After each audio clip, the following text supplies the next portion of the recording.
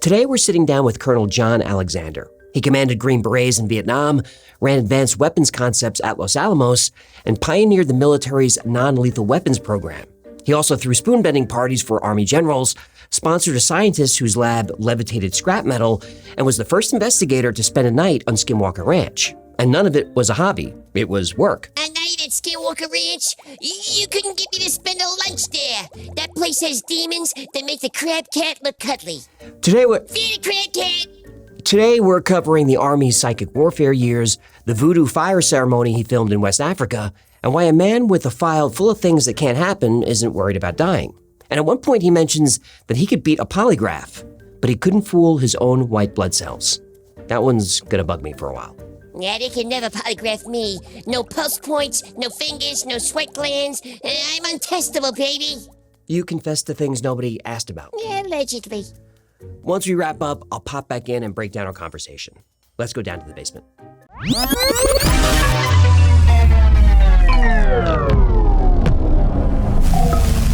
Colonel John Alexander, welcome to the basement. Great to be here, I think. No, I didn't do it. I wasn't there. Don't know what anything about it. We're gonna have fun. Okay. I want to start somewhere no one does. You're in a village in West Africa in the middle of a voodoo ceremony. Cameras are rolling, and the shaman, takes a fire to his face? What happened? Oh, no, it's much more than that. We were attending a voodoo ceremony, and in this particular case, the shaman himself came out. No, he picks up a flaming torch and puts it in his mouth, and, throws it. Now, what's really interesting was when it was my camera, by the way, that was rolling, and at distance like we're sitting right now. This is not a long ways away, and yes, it's hot. I mean, there's definitely heat. Got long chin whiskers that don't singe. Now, this also went on, and they brought out two young boys, probably about 10 or so, and the shaman goes, this and passing the power, and say, well, they can't, they haven't got the full range yet, but they would stand in the fire, sit in the fire, eat the fire. It defies everything you know about thermodynamics. They say, well, they have some magical, asbestos substance or something. You got to understand, these are people who look up to dirt and poverty. Right. That they have some exotic materials or something. They did have a long history as to how that came about, but it just defies the rules. There's no doubt about that. What was the ceremony for? They're lighting fire. Us. No, this was, we were with a small group, and they were doing it for us, but this is something they do all the time. Only the shaman can do that? Or what I'm getting at is, can we all learn that power? Okay. That is a question that's hard to say. There's obviously a period of training and introductions. Like I said, with the boys, he was passing the power and said they've only got so much. We saw a number of them do this. The backstory is that this goes back to the days of slavery. And these were people that we were in Benin at the time, or we were in both Togo and Benin, but in that area in West Africa. And, most of the slaves were actually captured by Africans and that. And one of the things that had happened is that they had been captured. Most of the people were put in one of these corrals, which was then set on fire and burned alive. After that, there were a few survivors who had been outside, and it said they made a deal with the fire gods that if they would honor them in return for protection. Now, we're in an area where, if you believe, the physical evidence we saw is they definitely could do these things. Might mention that I had taken this to a local magician and guys who deal with fire and say, okay, how do you do this? And the answer was, you don't. He had showed me the tricks of people, how they do fire things on stage and that. And part of it, frankly, is just how much pain can you stand? Yeah. How far do you go before it kicks in? But the beards doesn't singe. That doesn't... Yeah. Well, that's why I say the laws of thermodynamics should be if you put someone on the skin, you'll burn. Right. Yeah. It didn't happen. Were you there on official capacity or just curiosity? No. This was personal, and after I had retired the second time. But I want to point out one thing, misconception about voodoo itself. Voodoo, in my view, is not just a religion. It is an entire way of life. I mean, this is, people incorporate this. Met the guy there who, his job, literally, was to dream. And he was the shaman, he had been trained, and he would dream at night and come out and tell the village, here's what's going to happen, here's what you should do. A long training process that went into that. He did say he had adopted one acolyte, don't know who he is, and the villagers didn't know, but was training them to succeed him. But if you travel, again, throughout southern Benin and Togo, and probably into Ghana, every place you go, you see the trees, and there's a white thing on it, or a white flag. That means the doctor is in. And we were there, actually, we happened to hit it on the Voodoo New Year's Day when we had massive numbers of Voodoo folks in. And some of the things we saw, I guess one of the ones that, I don't know if you've seen this or not, again, we arrived at a Voodoo ceremony that particular day. It was out of a small village, and there were several people entranced with this one woman who was just totally out of it.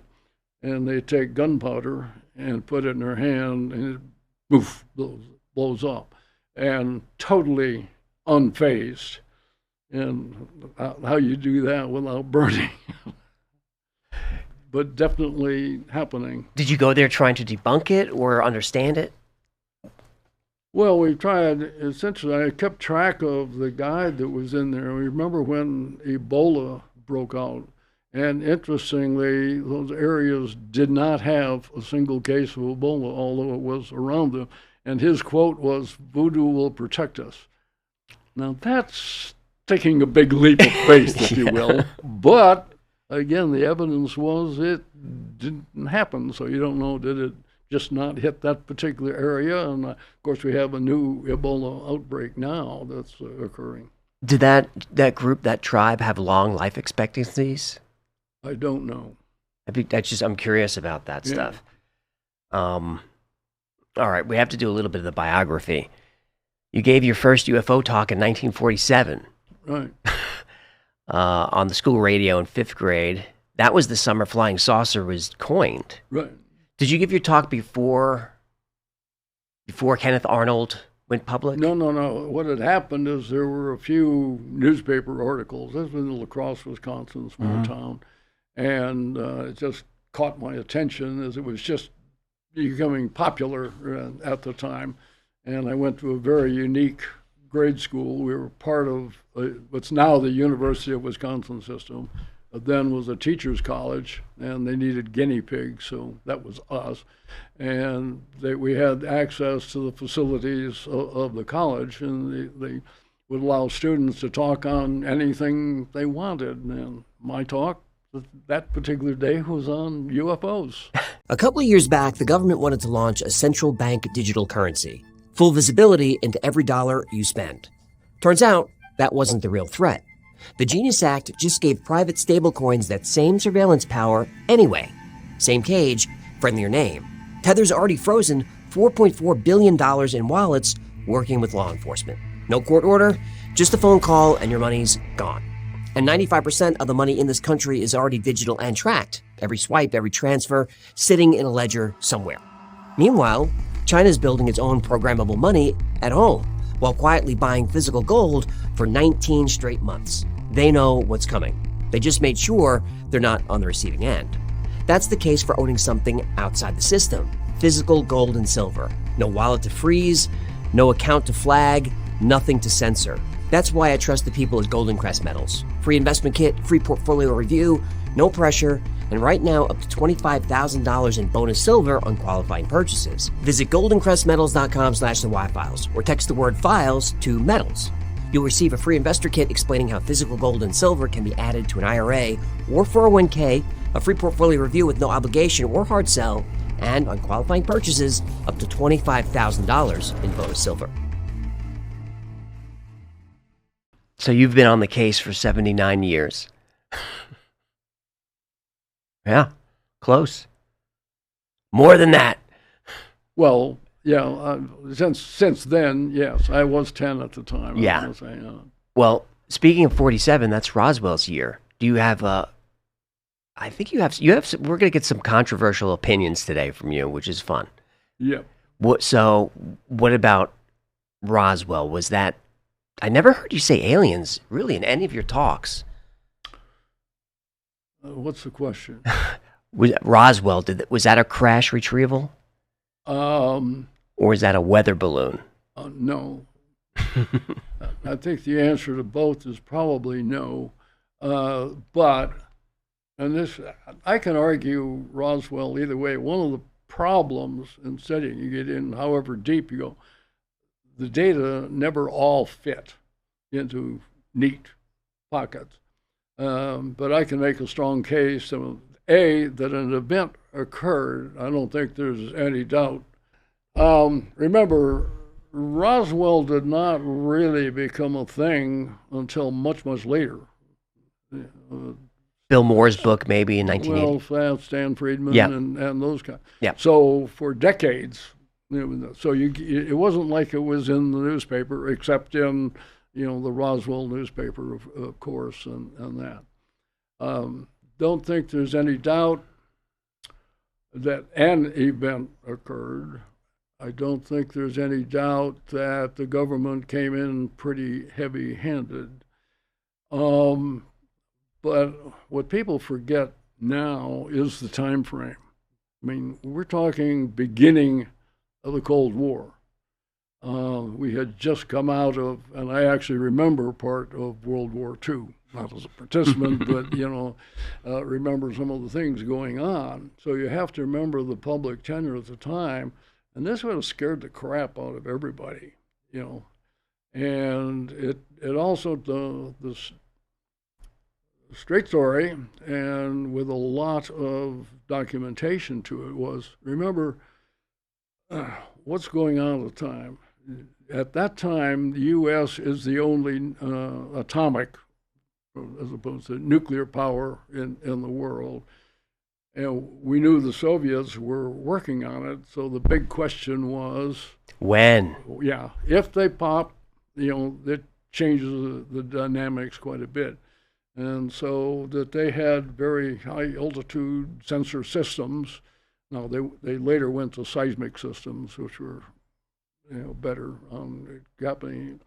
But that they would have had, and it would have been super, super sensitive, and very few people. And I do know, I think it was Bill Byrne, one of the TV programs that they had.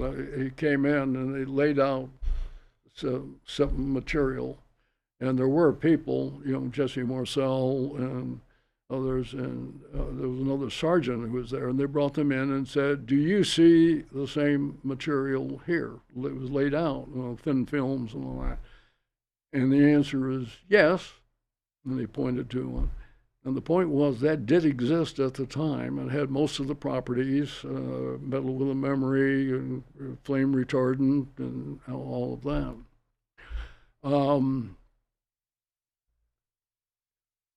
We later told about, you talk about the long train of debris.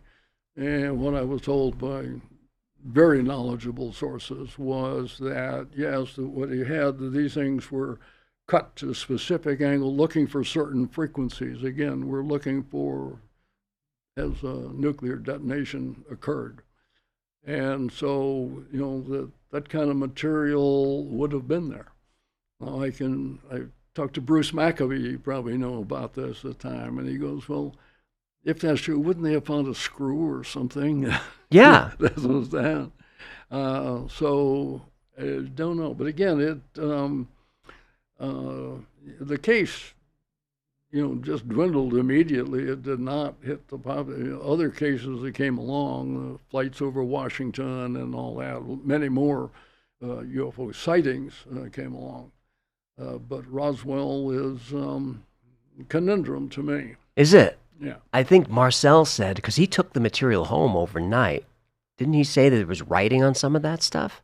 He did bring it home, and I thought Jesse Jr. also was really good guy. And because I heard him talk several times, he only said what he knew. He was one of these few people that are not extrapolating into bigger not. He said, my experience is 15 minutes. Dad brought it home. Here's what we saw. Then they took it off.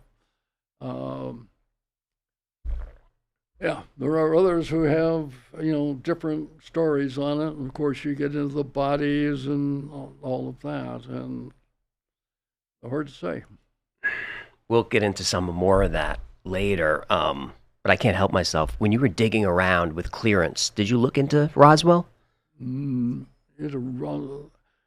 short answer would be no, because there wasn't much to, quote, look into. I Right. mean, very aware of it, aware of all of the material.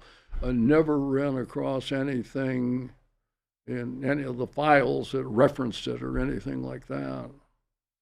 Was 47 the year that the Air Force was spun out of the Army? Yes. Yes, okay. That's convenient. Well, that gets critical. As a matter of fact, when you get into the Twining memo, Yes. and that, which is key. And in fact, the memo was to the Army Air Force, because these things were happening. You may want to talk about MJ-12 and that these are literally being formed at that time. Yeah, I mean, I have my notes here on things to go through in order, but it's not going to work. My notes are not going to work because you brought up MJ-12. I can't help get your thoughts on that. And what about Richard Doty from OSI? I'm wondering how you feel about him. We have met when we met, he was with the New Mexico State Police. He told us a story that could not possibly be true. Okay. In fairness, they were guessing who I was.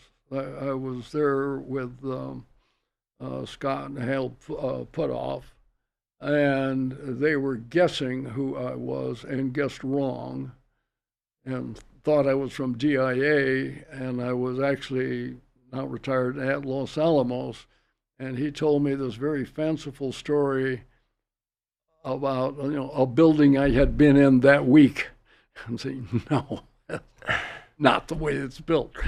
And also a lot of the stories that come up, again, we're now talking early 90s. Critical here are the timing, because Cold War, Soviet Union has just fell. And with that, at Lanol and a lot of other places, of course, we went into the peace dividend probably way too early, but the issue was that a lot of places that were, quote, behind the fence no longer, had guards at the gate. The fences were still up, but people would come and go and whatnot. So, no, I've just, I guess I just in the last week saw a preposterous thing. I come from SF background, and the claim was that Delta Force were specifically trained and equipped in this. And sorry, I'm still associated with that field. Sure. We go into it. Yeah, not happening. So MJ-12, the documents, I go back and forth also because I don't like the Bill Moore, Jamie Chandere part of that story, how they found them in the mail, they found them in the archives. But the documents are still compelling. So where do you stand on MJ-12? Hey, it was real. Okay.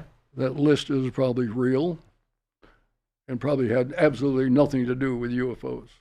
Wow. So what would be the purpose of that? Just counterintelligence? It was something called COG, continuity of government. Oh, of course. Which was super. That is one of the few things that I had asked Stubblebine. So what about? And he says, we're not discussing that. So there were times when it, and this is now in the 80s. But the creation of continuity of government, now this became public knowledge, when Greenbrier, they found out the Greenbrier place had been, they had a big underground facility. Yeah, the hotel. It was where you would whisk the government to in case of, and it was to prevent nuclear decapitation. And the continuity was a continuation of the government would exist and have that. If people don't know, there's like a mini congressional hall in there. Well, it's, as I understand, there may be pieces of this still classified as whatnot, because we are still concerned about what happens to the government under catastrophic circumstances. This should always be a concern. Yeah. But if you look at that list, remember what Stan and I talked about this too, and he was saying, like Menzel, for instance, who was a very anti-UFO guy in that had to, that he was reading a double life, according to Stanton. He wasn't he? No. No, I thought he had clearance. He was an asset. Yeah, but if you look at it from a position of something for COG, that list of people makes total sense, and you don't have to do backflips on any of them. Nope. I mean, you have there are people who understood nuclear weapons, and I mean, this gets terribly complex as to what could be done, the amount of damage that was done, blast radiation, continuance, etc. Yeah, that group is the one exactly, and Truman is the one who put it in place, and supposedly not taking notes and that. But that explanation fits without any. It does. Kind of thing. It does. So so James Forrestal. What about that conspiracy? Did he? Which one? I mean, he died his death. But some things he was drugged or something. It did fall to his death and that, but I have a hard time making a leap. Therefore, some nefarious group assassinated him or something. Well, that's why I like your that's your whole thesis is you've got all these great, some would say wild claims, but you're also a skeptic, I think. Well, my current thinking is a little different than it was, and how so? Well, that's primarily because some of the people who come forward, who are personal friends, and who are very highly located, well placed, etc. And this is when you get into the quote, the legacy program per se. That varies considerably from my firsthand experience. Yeah, I mean, and some I just end up with can't really tell. I think you had Jeremy, for instance, come forward. I mean, that's their whole thing is in. But the question I think is, are you tracking down what are UFOs or UAPs or whatever, or is your whole thing on I want to crack the government? Yeah, I mean, what does George think about it? I think he cares more about government transparency than... Yeah. Well, I was going to get into this, but in my view, I think the entire approach is wrong now. And yes, the government does have data, but I don't think this fits very well with governments per se. I think that a better model of how to approach would be consider the human genome, where you had multiple countries. The major thing is sharing data. I would also compare it to cancer because it's ubiquitous. It is, many different forms. It morphs, it changes, and all that. The government has a role to play in this, but it is not the role that you have, many people, different government. And the problem that I see at the moment, what the government brings to the table, of course, at the moment, are really good sensor systems. And I can make a strong case for why some of that should be classified, because you don't want to tell people what are your operating parameters, what you can see, what you can't see and measure, etc. So that I can say on the top end, you want to have it. Having said that, this is a global phenomenon, and in my view, the government, can't put the genie back in the bottle. It's happening all over, and now with we have rings on every door and cell phones and this, and the data is just overwhelming. I mean, police body cameras, you're seeing stuff. Yeah. Some of this was on my list, but since we're here anyway, and actually, let's stay on this for a second, because you always bring up Slomanski, but no, Henry Slomanski. Slomanski? Yeah. You want to go into martial arts area? Well, what I found fascinating about him was his MOS. Hung the Japanese war criminals. He was a hangman. Yeah. Is that still in the manual, that MOS? No, I don't think so. I hope not. You've got to look at the time. Now, when I worked for Slomanski, you got to remember, I was a brand new E5 at the time. I had gone to Ranger School, because that was the only way you were going to get promoted. You're coming out of Korea, so promotions just not happening. But if you went to Ranger School, you automatically got promoted to E5. And I went back, and then I went to the Fort Campbell Jump School as an instructor. A 20-year-old black hat right. yelling and saying, "Okay, son, these kids are some of them older than I am, certainly." And the ground training NCO was Henry Slomanski, and he was, his big thing, he had lived in Japan for a long period of time, as well as hanging a few of the criminals, and had become a major figure, he was a commissioner, I think, for the Western Hemisphere, was the title. And the big thing was that he had been training, but the story was that he had entered a major contest, and this was back in the day, still full contact and all of that. And of course, a foreigner being in there was not favorable, and ended up, I think, defeating 110 or 111 Japanese and really gaining their respect at the time. What was his system that he trained in? I'd have to look it up. I was just curious. I probably have it in there, but they had to hate him.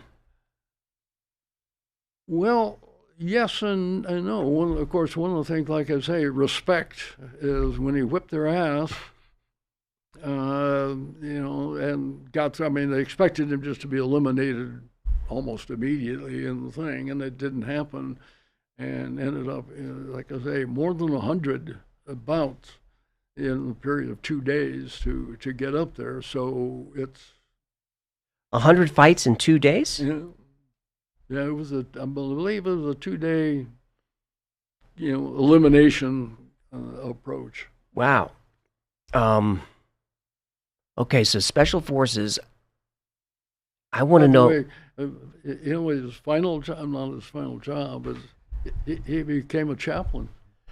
That's right, I heard you mention that. In the hospital, a hospital chaplain.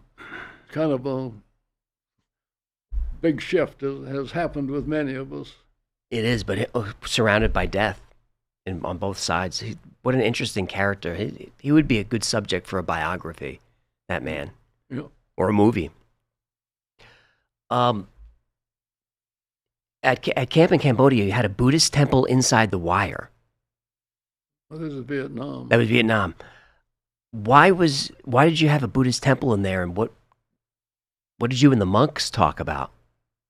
Hey, we didn't talk much. Although my time frame again, this is 68, height of the, I was there for the quote Tet Offensive and that sort of thing. The camp had been established, and there was a small mountain, small hill actually, 50-some feet up. And by the way, this is in the Delta. There's actually this area called Seven Mountains in the Delta. Most of the deltas, was perfectly flat and wet, and they had these big mountains where major fighting was going on. And we why the temple was there, it was there when I arrived. One of the main things, though, my main interpreter there, we called him Mike, had actually been a monk for 6 years, so did have some, that was a personal discussion. And however, on the top of this little hill, I'm saying, there was a small enclosure, and we'd always have somebody on top, and people were located in different places in case you got hit. You didn't want to lose everything at once. And I can remember, because we'd usually stay up pretty late on that and going to sleep and waking up being surrounded by monks, chanting, kind of an interesting awakening. I bet. Did you talk to them about consciousness and near-death experiences or anything like that? No. NDEs don't even come. Remember, this is 68. Raymond and Elisabeth don't come into the field until mid-70s. Right. The first discussions. So. But before, I think Moody coined the phrase, but they were still existed. Well, I have an interesting model someplace that, in fact, I wrote and published it in I don't know which journal, but it was that you have events that occur. That's something. And that's kind of interesting, onesies and twosies. And then you go out and then you find out, well, no, there's really more of them. And then you go out and you find out, well, geez, there's a huge number of studies. And then you do study of studies.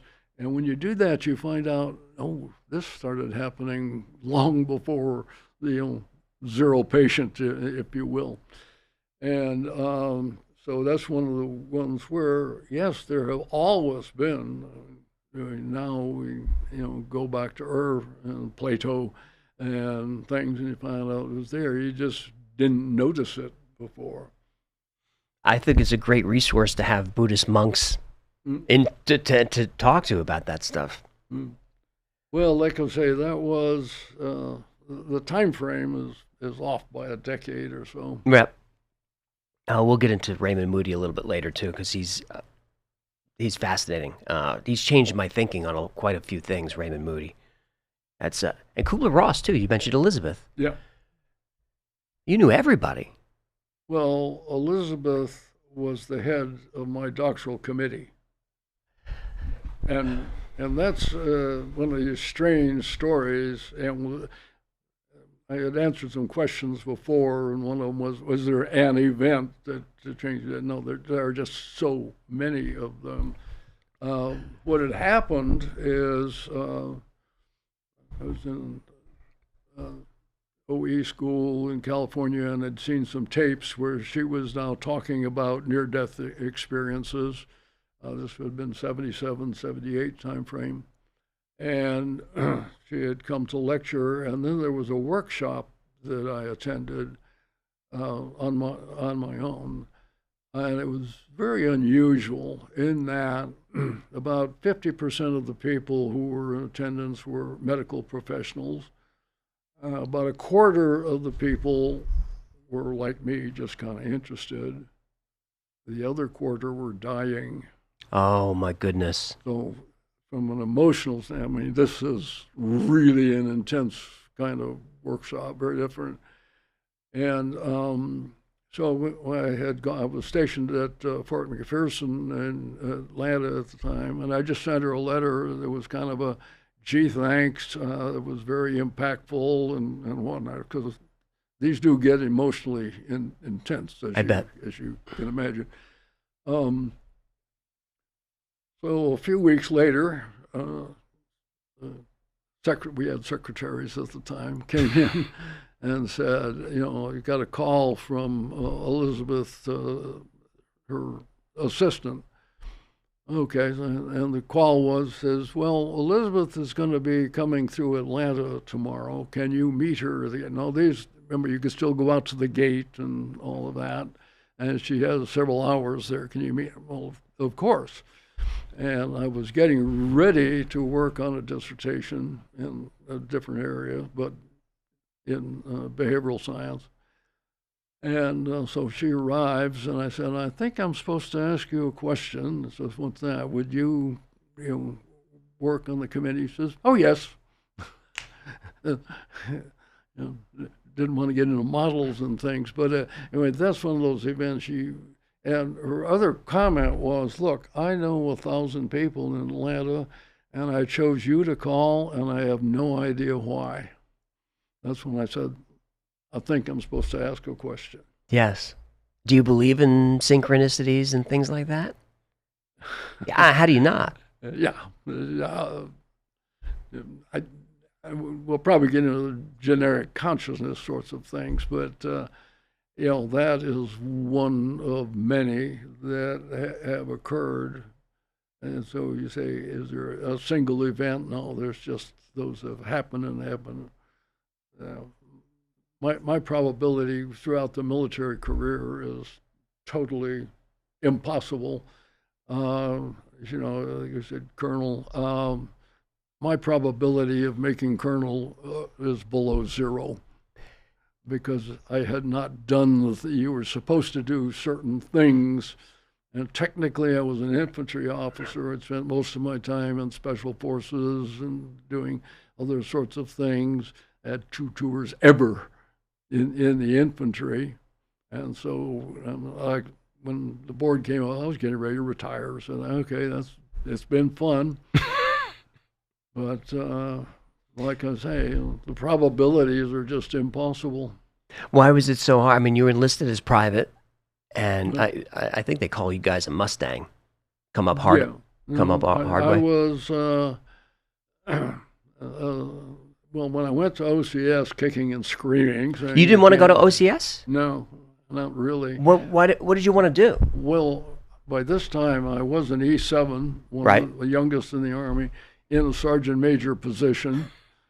I mean, that's just impossible. What year were you did you get promoted to E7? 62, 63, somewhere in there. I'd have to go back and check the records. So you're only in 6 or 7 years. Only about 6 years. It was fast, yeah. And there were a whole set, again, of synchronicities that happened that could allow for that. And, so for me, sergeant majors were gods. Sure. Why would I want to be one of them? So you wanted to just stay with the infantry? You didn't want to make lieutenant? I was SF, Special Forces. Right. So you wanted to stay there? Pretty much. I mean, that was, more interested in special operations than, and of course, then as I got promoted, I was a Special Forces medic, because then in the operations slot, and then after OCS, it was a short time after that Vietnam was heating up, and that I went back on active duty, and say the rest is history. Yeah. There's a part of your story that amazes me. Between assignments, you were scuba diving the Bermuda Triangle, looking for pre-cataclysm civilizations. What did you find, and why did you do that? Why did I do it? But this time I'm quite interested. This is now 69-ish, maybe 70. Oh, so you're actually between tours. Well, yeah. the reality was at that time. But now I'm commissioned. I'm a captain. I had come out of Vietnam already. You're a captain already? Oh yeah. Well, remember in Vietnam that went. Yeah. You know, it was 2 years to captain. You know, rightly or wrongly, that you know, they say war. What do you get? Promotions. So, yeah, I was most of the time taking any long period of leave. You just didn't do that just because of the jobs you were in and whatnot. And so if you were going to be off for a few weeks, it was between assignments. And I think that's where was I coming from? I think, well, not sure where I was coming from, but I was going to Fort Benning to go to the career course, if you will, but I had time. Remember, I was from Miami area. I lived there at the time. So, in fact, when I was in Vietnam, my family had stayed there. And I had also run into people that had done some pretty unique research into the Bimini Wall, and what, in fact, J. Manson Valentine is the one who found the area, and there's some twins that I knew, you know, hate this, we get reaching way back, but had introduced me and had an opportunity to go out and actually dive on it. I have problems with the quote explanation that it's pens or something like this, because it took there was a thing with, I think it was 1,800 meters long, and when you dive on it, you dive this side, it's ocean. Here are a whole series of rocks that are very clearly placed in there, huge, and you flew out the other side, it's not there. And you could free dive it, so we didn't need tanks or anything to do it. So, yeah, and another area of interest, even more so now, is I am not a fan of out of Africa. For the invasion, and I think we're finding more and more evidence that, particularly in Western Hemisphere, our notion of history has got to be wrong. There were huge pockets of civilization where you just can't get there from here. No. If you use the typical out of Africa approach. Not to mention, as you know, they go out, well, they go Magnon, and you meet Denisovians, and you go, well, you know, and then you meet, and you go, well, where did they come from? You know, how were these other, pockets of population there? And when you get into Central and South America, and this is much more recently, but when you go through, particularly in Central America, and you see all these mounds that are there. Basically, every mound is a temple. They just haven't been excavated yet. And we're doing more with LIDAR, looking and coming out, finding larger and larger groups. And I find that's true all the way down into Mato Grosso. I remember being in Ica in Peru and seeing the mummies there, and they were going. He said, well, where they gave me the Aleutian chain, and then, cold game, and you go, but you asked why don't you do some better DNA testing and things? And the answer was funding, quite frankly. But the more that we're looking, you're finding larger and larger population centers throughout. You get into Mato Grosso, for instance, there are areas in Brazil. And they're finding these giant roads connecting all these places. That's the point. Yeah. They keep revising the date backwards farther and farther. Yeah. Were you looking for Atlantis? Yes. You were looking for Atlantis, so... Well, I had certainly heard, beyond the Pillars of Hercules yes. lies the continent of Atlantis. So that's sort of what it was listed as. Can't say it was Atlantis per se. Certainly, it was not continental in form, but there was something there that was pretty damn big. And no, I don't think it was fish pens or something like that. So there's no question that Bimini is man-made, but we just don't know what it was for. Bimini is an island. I mean, Bimini Road. The Bimini, yeah. In my view, yeah, I do not see that. It was certainly man-made, and certainly not simple, explanation of them. Way too big. Why do you think there's such pushback on the theory of a pre-Diluvian civilization? Why resist that? Well, part of it's just generic history. There's two things, and one I'm sure we'll get into, and that is literally worldview. And we've been kind of bouncing around the outside of this already. Mm-hmm. But one is a pure materialistic, we're going to go back and get to the God particle or something like that.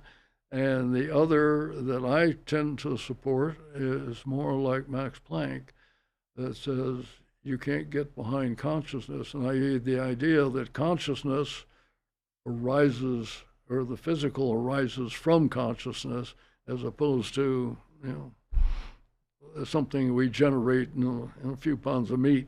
Yeah, I tend to believe the same thing, but I don't know who created it in the first place. Was consciousness here before the Big Bang? Consciousness is. It is. I get that question all the time, and it's kind of hard to explain. And in our, the worldview, again, that we brought up, the standard review, of course, we're seeing a huge shift now between classical physics to quantum. My best quote on that was from John Feynman, who had been at Los Alamos, as you know, and he goes, anybody who says they understand quantum mechanics doesn't. That's right. That's a great quote. We're coming up at a break, but I can't help but ask, did you were friendly with Ed Teller? Yes. Did you and Teller ever discuss Max Planck's theories about consciousness? No. I would have loved to get his. Yeah, that was, imagine picking his brain. No, we did do UFOs, and you may want to discuss some of that. I will. A bit longer, but yeah, no, and as you know, had him literally over for dinner several times, and because more interested initially in what's his take on UFOs. What did he think? The quote was, "You're looking in the wrong place." And he did not mean by that in looking in the wrong files. He was talking about telescopes and things like that. But again, we're still talking at a time when even my thinking was we're talking physical hard craft, and we're crap flying around. And I had by this time had already had the advanced theoretical physics, and we've got into some of that. Yeah, we'll get into that. So we had a lot of cases, and now he was interested in Cash Landrum. He was? Yeah. What drew him to that case? That's 1980. Radiation. Radiation. Yeah, Cash Landrum is December of 1980. Yep. But remember his thing. Radiation. Sure. So the idea of people who've been irradiated in that, that got some personal interest. All right, we'll take a quick break. When we come back, I want to talk about the new mental battlefield. Okay. All right, we'll be right back. Okay, in December 1980, you published the new mental battlefield, sent it to military review, right? Expected them to reject it, and then they put it on the cover. Yep. Who was the editor? What was he like? No, that was key in another one of these serendipitous events. See, I was attending a Command General Staff College at Leavenworth. Not terribly challenging, so I wrote the article because I was interested in these various weird shit things. Like I said, I had really didn't think, because I went into remote viewing and psychokinesis, and of course, at that time, a book that had recently come out was Psychic Discoveries Behind the Iron Curtain. And so what are the Soviets doing and all that? You're going to keep, by the way, I keep slipping between Soviet and Russia, and I don't understand the difference. But most of my life was in the Soviet era. So we were very concerned about what they're doing. So I wrote the article, and it turns out, and I don't remember the editor's name, but I got to meet him. He'd had a near-death experience and had been out of body. And that's how the thing got from not only printed to the front cover of the magazine. So it came out, by the time it came out, I'm now in Washington, in the Pentagon, assigned as a Department of Army Inspector General. And frankly, it came out as, not a whole lot of it. However, there was a, Jack Anderson. Mm-hmm. Okay.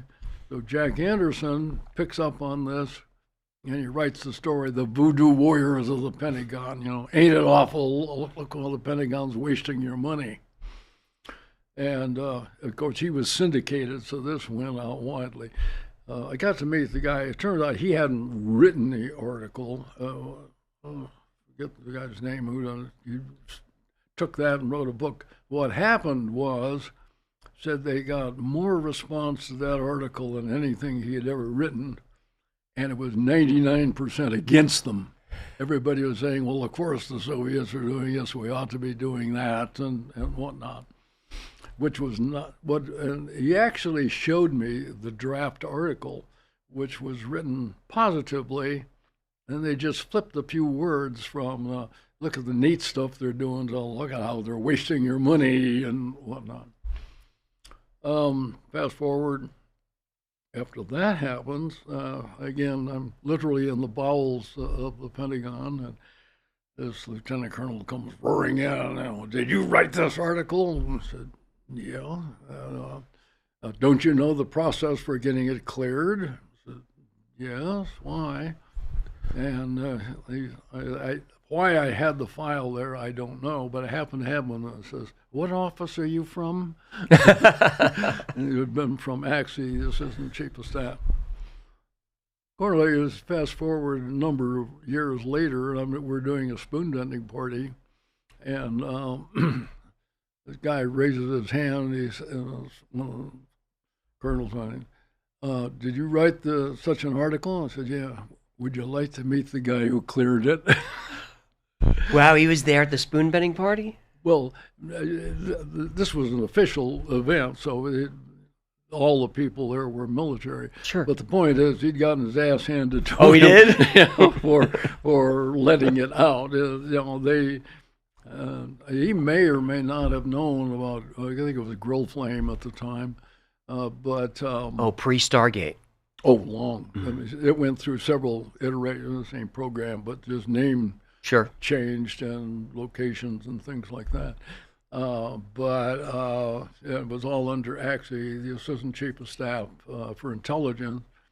And so that was the office who came in screaming, but this gets into the compartmentalization where part of people know what's going on and other people don't. And it didn't raise any flags at the time that it went in. Yeah. So you brought up the spoon bending parties. Can you tell me a little bit about Stubblebine? What was he like?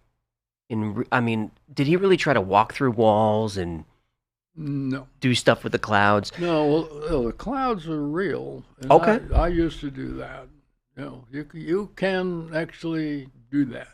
You can make clouds? Yeah, disappear. Yeah. And what you do is, in order to know it was the right one, is you got kind of a chain, and you got to identify which one you're working with. It's kind of hard to explain, but yeah, mentally you can bust clouds. You can do it? Yeah. How do you know they're just not doing that on their own? Well, that's the point there is, like I say, you have a series, and you pick one, and you pick that one, and the ones next to it don't do it. Disappear. Yeah, and only the one that you're working on does. highly, I don't know of any scientific data that would back it up. My personal experiences, yeah, we did that. So that part was done. One of the things about Stubblebine was, very interested in the field and all of that.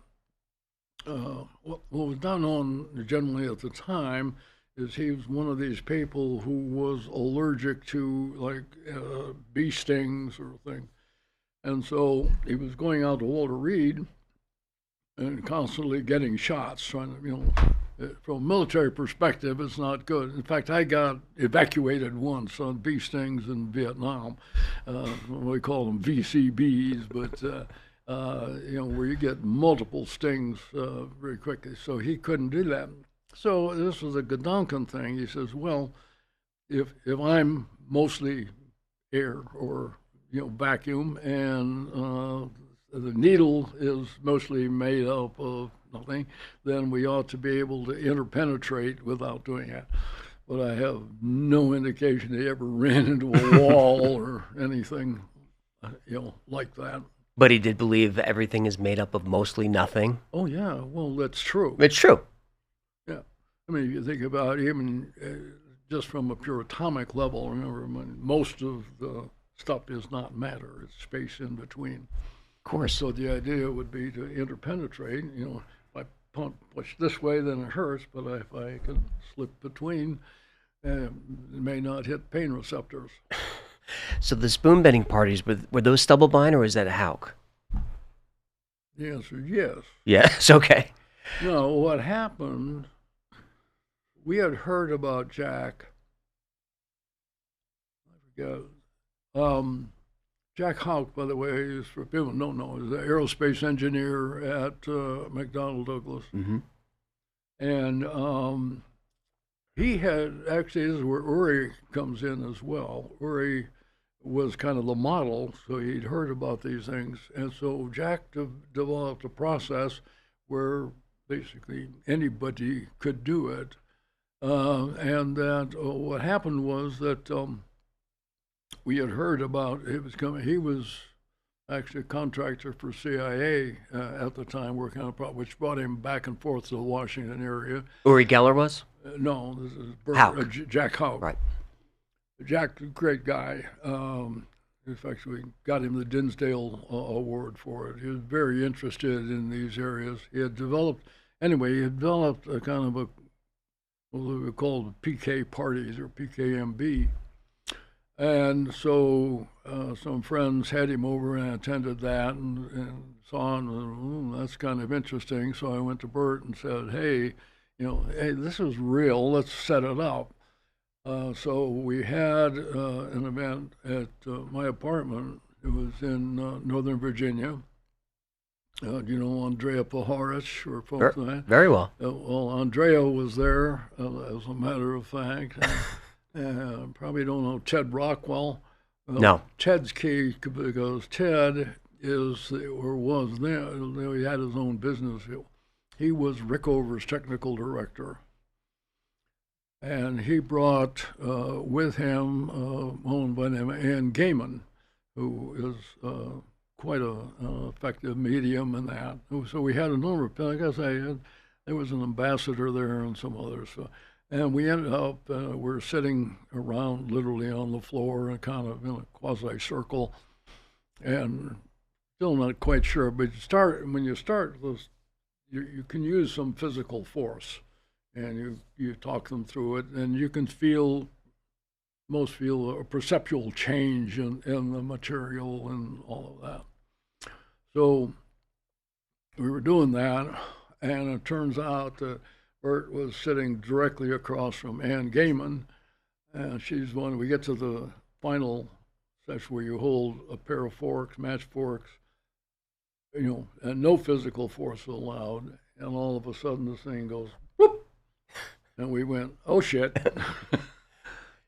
Did you expect that to happen? No. Well, kind of hoped. I mean, but the idea but it happened that dramatically and directly across from him, and absolutely no physical force, and this is real. sometimes it's not like, and I get asked all the time, "Have you been to Fort?" Don't do that. Don't demonstrate. And it's more because of, and this is why we went to the PK party thing, and Bert would bring, the senior folks in.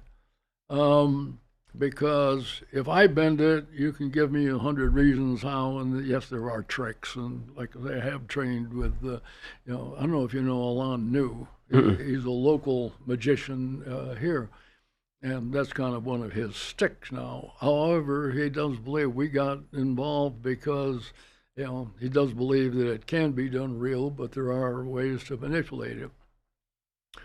So the idea, in fact, in taking us to, Bert would have love ends. ENSCOM is a unit around the world. And we supplied the people for the listening stations of NSA and all of that. But what's INSCOM for folks who don't know? Intelligence and Security Command. They're now at Fort Belvoir. They were at Arlington Hall at the time. 2-star command, but you have these colonel level command all over the world, so they'd bring them in about once a quarter, what's going on, what are you going to do, planning for the next night. And so periodically we would do it. By the way, these were not universally thought to be a good thing. Okay? I bet not. There were a lot of people very resistant.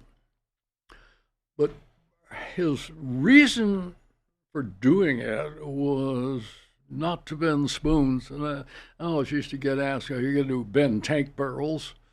No. And this is the early 80s already, but computers, that's where I think the vulnerability actually is. But the idea... Oh, okay. But the idea was more, doing it with his commanders, to say, don't disregard things just because you don't understand it. Because we had been blindsided. You remember Sputnik and all that. There were a number of Soviet advances that had really caught us off guard. And you go back and you look, and the information was there. But the classic one is one that you actually talked about in a program that had to do with the submarines. And it was Joe McMonagle is the one who had done that. But he came up, they had asked him, this is the remote viewing program now. They'd given him, in that case, geographic coordinates. It's a bit changed, but, and he says, well, there's this big-ass submarine, and it's dual-hulled, and the tubes are forward of the sail, and a whole bunch of things that were different. And they sent it to our boat builders, and bullshit. Right. We don't have any information. And besides, if you built something that big, when it went to depth, it would crush. And then the clouds parted and the cameras came on, and there's the Typhoon-class submarine. Yeah. There it is. Yeah. So with double hulls and all that. Yeah. But the point, it was all as Joe had outlined. But his point was, no, we've been blindsided enough. So just because you get things you don't believe, now you've had an experience of seeing things that would happen like that. It's a reminder that, check it out. Don't just classically disregard. Can we see some of the silverware? Oh, yeah. These are amazing. This in other programs. What I brought with me is these are literally the actual forks that happen. I have tape on because I normally keep them stuck. Now, you got to, what happens is that at the end, what we call the graduate school, you hold them thusly. And so this took place at Xerox Center, and we had, again, folks from all over the world, mostly 06s, if you will, 5s, a couple generals. And so I'm in, it's kind of a semicircle, and I'm in front, and there's 2 rows, and these guys yell. And this thing had dropped a full 90 degrees, which I did not see. Were you holding it? No. Okay. This is, I'll get to why I have them hold. These are the actual forks. But what happens then, well, I had a GS-18 a science advisor is the one who saw it drop, and these people yell. But I'm also, frankly, a little skeptical that somebody's not putting me on, because remember, these people are not happy Right. that we're doing this on hallowed grounds.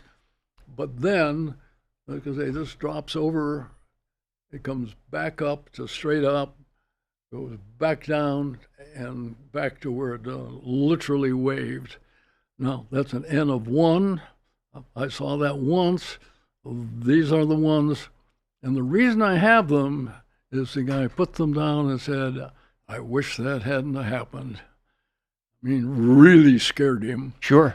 And because normally when we do these things, people take all the stuff home with them, which is fine. And normally that's what would have happened. There were some other major bends that took place last night, and whoever did it did take them with them. You can tell that that's... Oh, you can tell. Yeah. But the point is, the only time I saw Ann's drop that once, a full 90 degrees, this was the only one where we actually saw it, kind of literally wave at us. Understanding, because he was assigned in Europe, and Stubblebine was over on another trip and saw him, said he did it once more at home and put it down and said never again. So who was bending it? Well, this colonel. The colonel was. Yeah. And he didn't expect it to work? He did not want it to work. I understand that. This is a personal, scaring him. Now, one of the things, and we haven't gone into this, the work of the devil in all of these things, this is a major issue. Not to be taken trivial. Man, as you know, you get into the UFO, we have the, vice president now talking about demons that are out there and all. But I had, when the article came out, a number of friends that I talked to, again, I'm in the building, and they're going like, that's the work of the devil, we shouldn't be doing that. And as a matter of fact, there's a good rationale why the program moved from the Army to Defense Intelligence Agency, and had Chief of Staff of the Army, fundamentalist Christian, and those issues have never gone away. Where do you stand on that? Do you think it's some type of spiritual warfare or anything like that? Well, that's a very different question. Is it? Yeah. Is it spiritual warfare or whatnot? I do think there's a spiritual domain that we're getting into, and this is where, all of these things come together, and it's back into consciousness and all of that. But you added another word, and that was warfare. Yes. Does it happen now? One of my problems with many of the organized religions is that they set up dogma. I'll digress a bit. I said Kübler-Ross had been the head of my doctoral committee, and when I was doing the dissertation, she made me change one word. That was from religious to spiritual. Okay. And it made a major difference in the outcome of a thing. And many of the people said, I don't like the dogma of the church, but I have a spiritual relationship with Supreme Being, whatever you want to call that.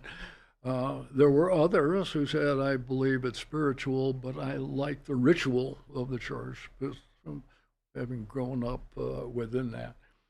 But it gets, terribly, terribly complex stuff. It does. I mean, I know you know Chris Bledsoe very well. Yep. When he was here, I asked him, can anyone learn to summon orbs? He said, yes, but you shouldn't. I haven't talked to her, been in touch with Chris since yesterday. He doesn't... You know that story, or should I tell that Tell one? it. Oh. Well, what had happened is that, I had met him in Pennsylvania initially and talked, and had this long story. I mean, he told it, but it can do hours, literally. And so I knew about the initial thing. Victoria and I went to see him, and we spent a few days. and we went down to the Cape Fear River where that incident, the initial incidents had occurred. And so what got my attention, well, I already was pretty positively disposed because I'd seen enough stuff. But we went down to the lower thing right next to the river, walked back up where he says he had seen going beams and all that. So we're at the car, and Victoria and his daughter Emily get in the back of the seat of the car, and Chris and I are leaning against the left front fender. It's just starting to get dark, twilight, and he turned to me and said, "Oh, I think they're here." And with that, this thing pops into view, and he goes zipping off, and I saw that. And there was a second, again, the temporal relationship between him saying, "I think it's here," and that. Now, we've done a lot more since that. In fact, doing some competition now and trying to prove in consciousness. The big one, did you do the one on Rail Splitter? This was on Beyond Skinwalker Ranch, and the incident that I think is truly phenomenal is that it's a split screen. Chris is sitting there pointing off the UFOs or the orbs, if you will, are over there. The second camera has the orbs. The third one, he's got an EEG helmet on, and you see a massive shift in brainwaves when he says, this interaction is occurring. Wow. Easily quantifiable. Kind of can't quite explain it, but it does say that there are things going on, and I can't say it's totally unique. I will say I'm hearing more and more of people who are, doing summoning. I should mention the guy, Bob Monroe and that. I wanted to ask you if you knew Bob. Well, the Monroe Institute. Yeah. Well, I knew Bob. Of course you did.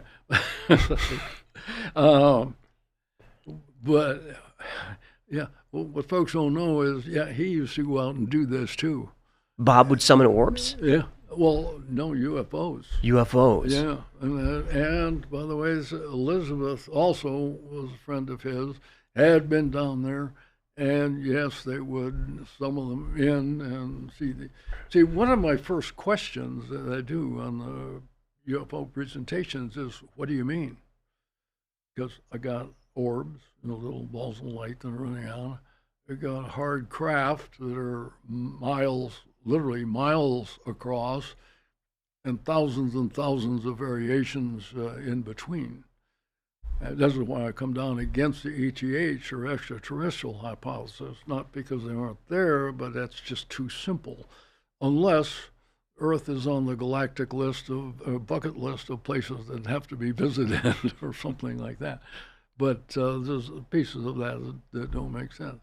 But the idea is, again, it gets back to what we said before. Yeah, it's happened, it's got the G, but it's kind of always been going on. It's like near-death experiences. For many families for years and years, they just never talked about it. It was somebody who was talking to family because it was crazy or something of this. I happen to have one of the most unique NDEs where you have physical effects and that. You had one? Well, no, this is... I guess Task Force Delta was being formed, which is different from Delta Force. Right. This was a think tank sort of thing, and I got introduced to an individual. He's not really, I think, ever come public, but what was unique about it, because they told me that he was shot down. What happened was, normally, this is a Vietnam story, but normally when you went out, at least in pairs, well, this particular day, this one Cobra was out flying along. And the Cobra, you got the pilot and co-pilot lined up like this. They're kind of screwing around, and they get raked by a 51 caliber. And it's bad enough that Jim gets hit the side of the leg, breaks his leg, and all of that. The what happens, as he described it to me, is when he gets hit, he goes forward. Supposedly the landing or the controls are shot away, but he remembers landing. Now, what happened though was there was no place to land per se. There was a small opening, so they go to a country. He brings it nose up, so it's going to come in boom fast. Going to be a very bad day under all circumstances, but it's kind of ameliorates the shock because it, coming in like this. What's key, though, is that you have no idea what the orientation of the helicopter is going to be because the blades are still spinning, which is going to affect the way it lands. So you don't know until the end of that. Well, it turns out that about a click and a half in front of them is a friendly fire support base, and they see the incident happen. The thing crashes, beats it out. All of a sudden, Jim's out of his body, up floating above, and he's looking down, and he can say, here's the helicopter, here's how it's oriented, and there's the base in front of us. And says this hooded, I said, why male? But he thought it was a male figure, says, what are you doing here? And he said, the response was, well, I want help for them, not I'm in trouble. And he says, but don't you know? He says, know what? You're not dead yet. And with this, Jim sits up inside the thing. Back seat has already gotten out, and he's running away. At that instant, he turns, and he sees Jim move. So he runs back and grabs him. He says, I thought you were dead. You haven't moved since we were hit. And he says, there's a fire or a friendly base that's out over here. I'm going to go for help. And he says, no, Jim says, no, it's in this direction. Guy insists, no, it's this way. Jim can't move, got a broken leg. His face is literally burned off. Oh, my God. Pain is now setting in, and he goes, no time to argue. Literally gets the guy to give him his pistol as he's decided to commit suicide rather than be captured. So what happens is the bad guys come sweeping in, bad in this case, obviously relative, and then the friendly base comes in and they find him. Now this is the only case that I have because they put him in a jungle penetrator and lift him up, and he can say, "Here's the helicopter, there's the base. This guy's lost," and saved his life because before he passes out, he's able to say, went in this direction. But it's the only case that I have where a guy physically replicates in body what his out of body position would have been. I think Joe McMonagle said it was his near-death experience that kind of awakened his abilities. Well, I was also, I'm a past president of the International Association for Near-Death Studies, and so I've seen this change. And one of the things, interesting things that happened initially now, we're talking late 70s, 80s. The idea was that this was a discrete event that happened over a very short period of time, and that, mystical things happened, but it happened within that time frame. One of the things that became apparent with ions was that the people did gain abilities, particularly psychic abilities, precognition. One of the main things, I'm going to watch, but was that electronics, that these people couldn't be around electronics, that they could be affected by it. But that turned out to be one of the unexpected issues that had happened. Of course, the other was the amount of things that happened during this discrete integer, how long you were out. Time just doesn't seem to count. My brother, Eben, no relationship on that, really good. There's a case where he was out for nearly a week, and out of body for a week. Well, NDE has lasted. He's definitely in coma for about that long, endgame meningitis. And he has these fantastic experiences that happen. But the thing about Eben that I think was unique, he was a neurosurgeon. So he's one of the few people who came in and says, well, I understand neurophysiology, and no, the brain could not have been functioning. Well, one of the aspects of it, there's many, and I recommend Proof of Heaven, which is his book.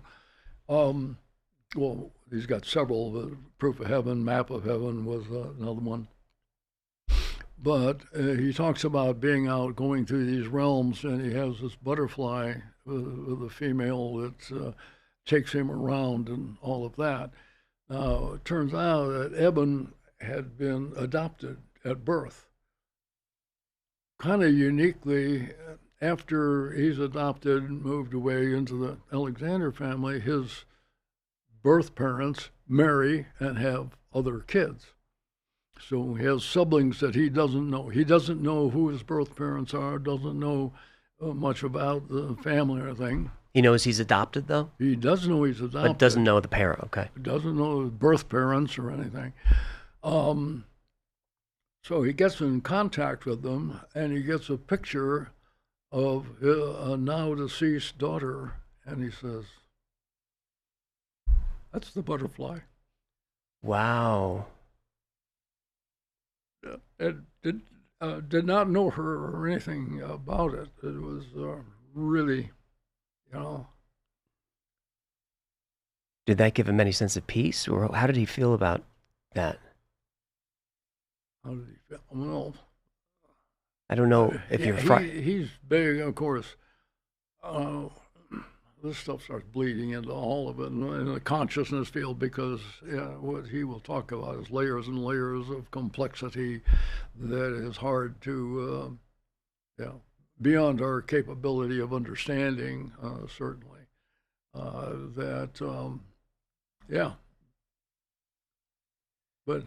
this was part of, this is transformational kinds of things that happen. The other one, the case, we had jumped from Jim. He did not, like I say, he did not really go public with that much.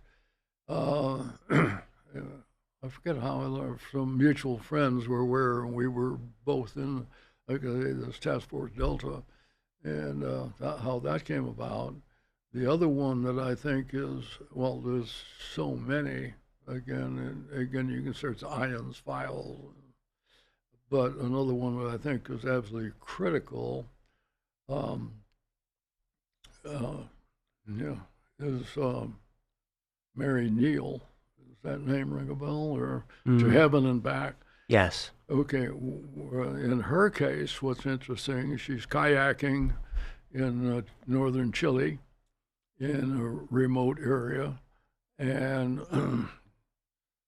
long story, but she, the last day, and they go over a waterfall, and she's an experienced kayaker, so it's well within her range.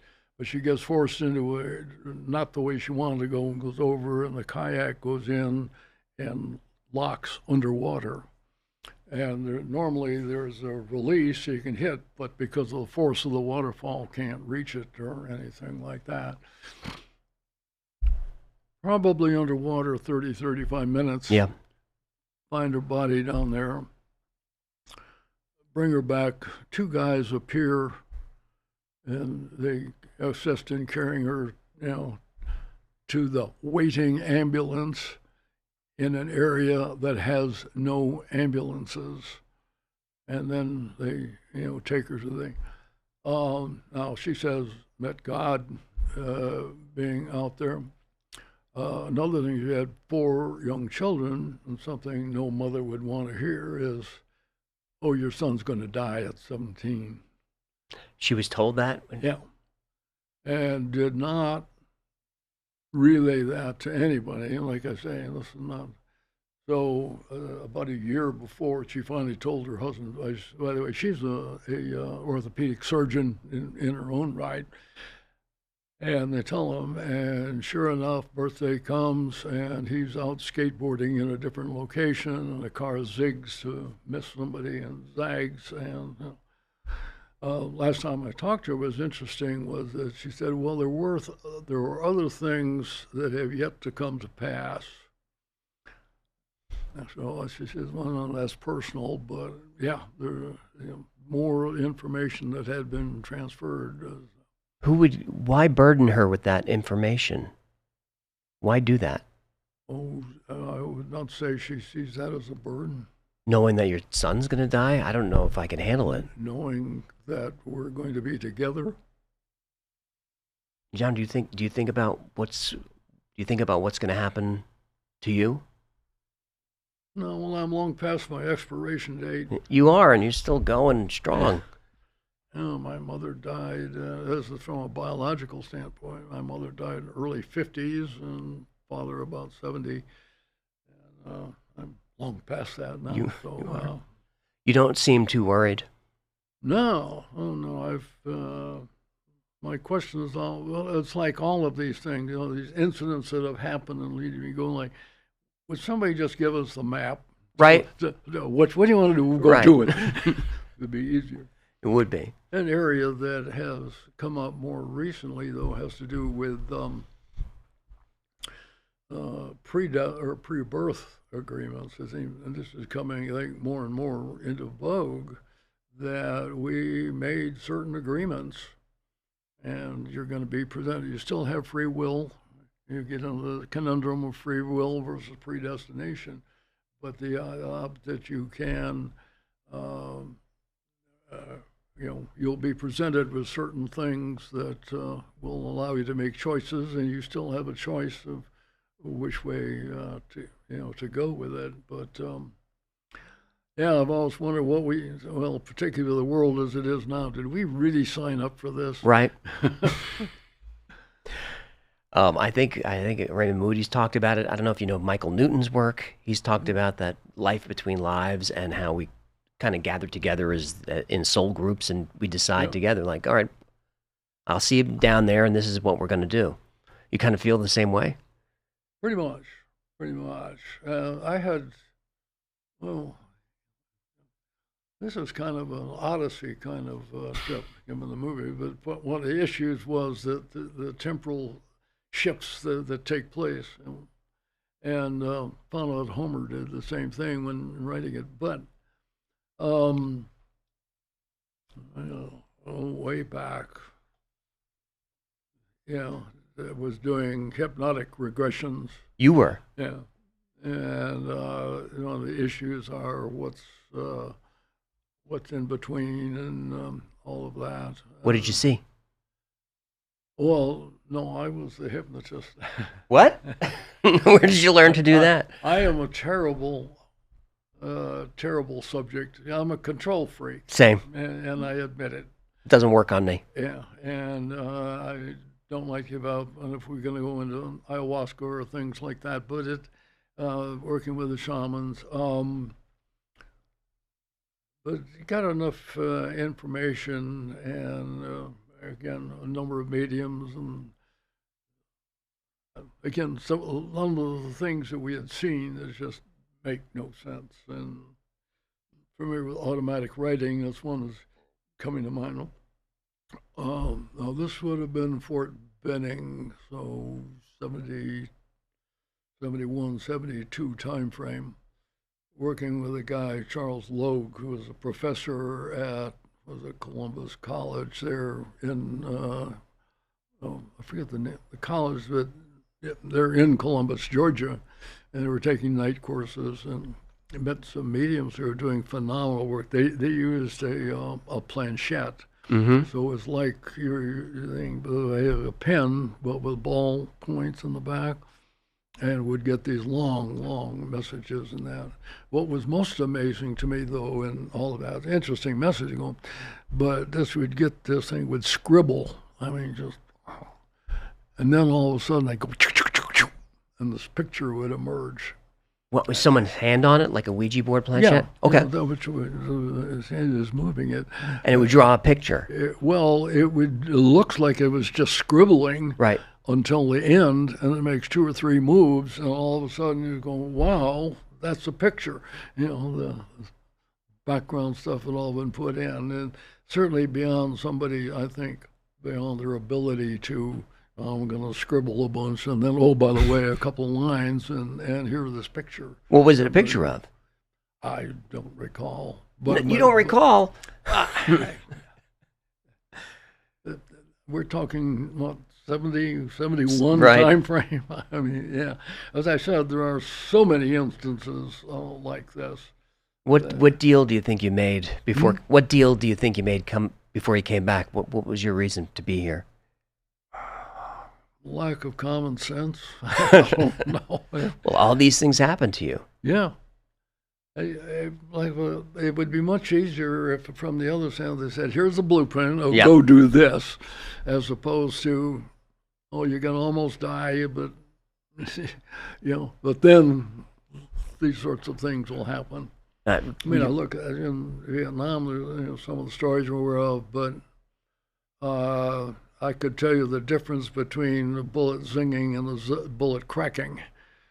That means that it's that close, right? And that was an instance where, for whatever reason, the guy who was shooting at me, who was pretty damn accurate, because the second shot, that was already, it happened to be a ditch there. It was right on line.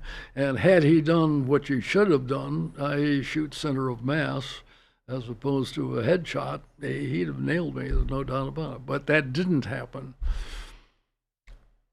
Why? Why can I tell you these things?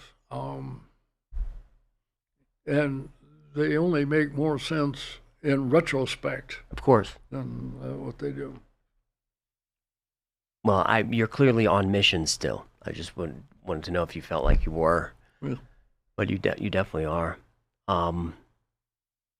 I guess speaking of Vietnam, and tell me about Project Jedi and the experiment with the 45 cal. Oh, well, this is back to INSCOM. Yes. Yeah. NLP. Are you familiar with NLP? Neurolinguistic programming? Yeah. Okay. See, I had the 2 co-founders, Richard Bandler and John Grinder, under contract. And working with him was a guy you probably heard of called Tony Robbins. I've heard of all 3, yeah. Yeah, well, Robbins and Grinder were working together, and this is when I'm working for Bert. Now, NLP was designed as a therapeutic modality, i.e., how you take broken people and make them better. And what Frogs into Princes was the first book by Bandler and Grinder. And it was, how do we make them? Now, in INSCOM, our problem was different. It was, how do we take good people and make them even better? And so it was set up, like I said, had them all.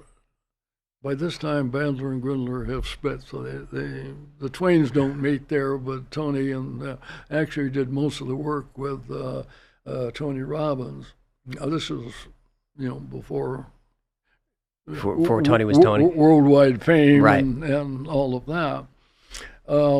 But we, it was an interagency group, and one of the things we had in common is everybody shot something. Now, the other problem with modalities were, feeling better. You can't quantify that. So what we did is since everybody shot, and the question was not, did you hit the target, did you not? It's, you hit the target and blah, blah, blah. So we it was difficult at the time. 45 ammunition was really critical. We went out and we could contact anybody as models. And so we ended up, the people in the civilian sector, why, the Army Marksmanship Unit is kind of the place to go. So we brought in the Army champion, the inter-service champion, and their boss. And we did modeling with them. And we did some stuff. First of all, things like, why do you do this? What do you believe about shooting and all of this? And all of them, shooting was good and whatnot. And you could protect life, and there's a way to make a living and whatnot. So we went to the physical aspects of it and took them and shooting, and we got them as far off balance as you could get, and they were pretty damn good. Even being way off balance, they had enough muscle memory they could hit. But if you ask them to do a mental task like hum, Mary, had a little lamb, went to shit originally, So obviously it was more than physical and much more mental capability.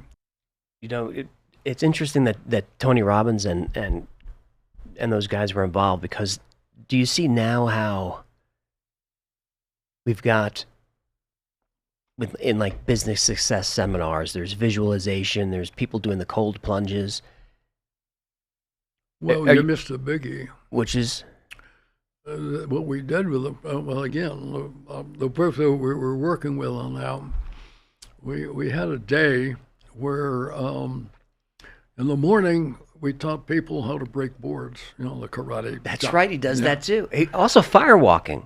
Well, that's the second step. In the afternoon, we did the spoon bending, and in the evening, we did firewalking. You did? Yep. And the quote he uses but does not attribute, was mine, was, the question was, what if you had a battalion of people that could do this? And I said, yeah, you just have to tell them they're coming. Yeah. But it was quite a day. So was this all Project Jedi with those guys? Was this Jedi?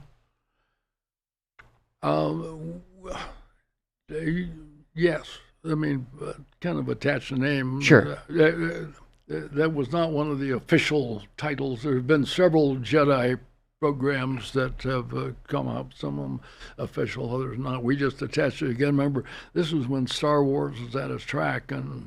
Oh, that's right. Jedi Warriors are just the thing. Did you notice that your program went civilian? Did you notice that the program went civilian? Like when Tony became famous, were you like, we did that? Yeah. Well, like I said, what he didn't do was attribute it to quote. No. Why didn't the military take it more seriously? Well, no, it's in the political aspects of it. You don't have to. Well, no, they did for a while. Remember, this weird shit is not all popular. And you have the values of the big system, if you will. We were operating quite independently. We started a second project that was related, and this had to do with NSA at the time. Remember, INSCOM provides the people who work at NSA. The Soviets were much faster. Our guys were topping out normally at, I'd say 25, 30 groups. Remember, the stuff code is sent in 5-digit segment bursts. And we would, our guys topping out probably around 20, 30. The super debts that they had were, listen to the Soviets, their fists could get up to like 60 words a minute. But we had a few people that we had found inside that were doing this, and what they called them was super debts. Turns out that what we found out was basically we're looking for the wrong people. We looked for smart people, and some people who had said, wrong question. The simple question to ask is, what kind of stereo equipment do you own? How does that work? That works because they hear better. They hear better. Yeah. And so that was really the defining question. If you were going to look for people who are going to do well in this, or ones that had super hearing. Now, the other question we did have, though, is where's the buffer of the mind? Because what would happen is they would hear these things, and they would tell them the thing would stop, and they're still putting this out. So I don't have an answer for that. Sure. But the question is, where is the buffer? Because this thing is staging, and they would continue to write after the transmission is actually stopped. And you couldn't find the buffer. Maybe you could now with neurophysiology, fMRI or Sure. something like that, which we did not, didn't exist Right. at the time, let alone. What did happen though was that this gets in the Army political. The Bert, as a 2-star general, was in charge of INSCOM. At the Army staff level, you had the Deputy Chief of Operations, personnel, research and development, logistics are all 4-star or 3-star positions, and intelligence was 2-star. And they said, that doesn't make sense. I mean, intelligence ought to be, so we're going to make it a 3-star position. So there were 2 people that were allowed. The current Axie, Bill Odom at the time, and Bert Stubblebine, who was at INSCOM.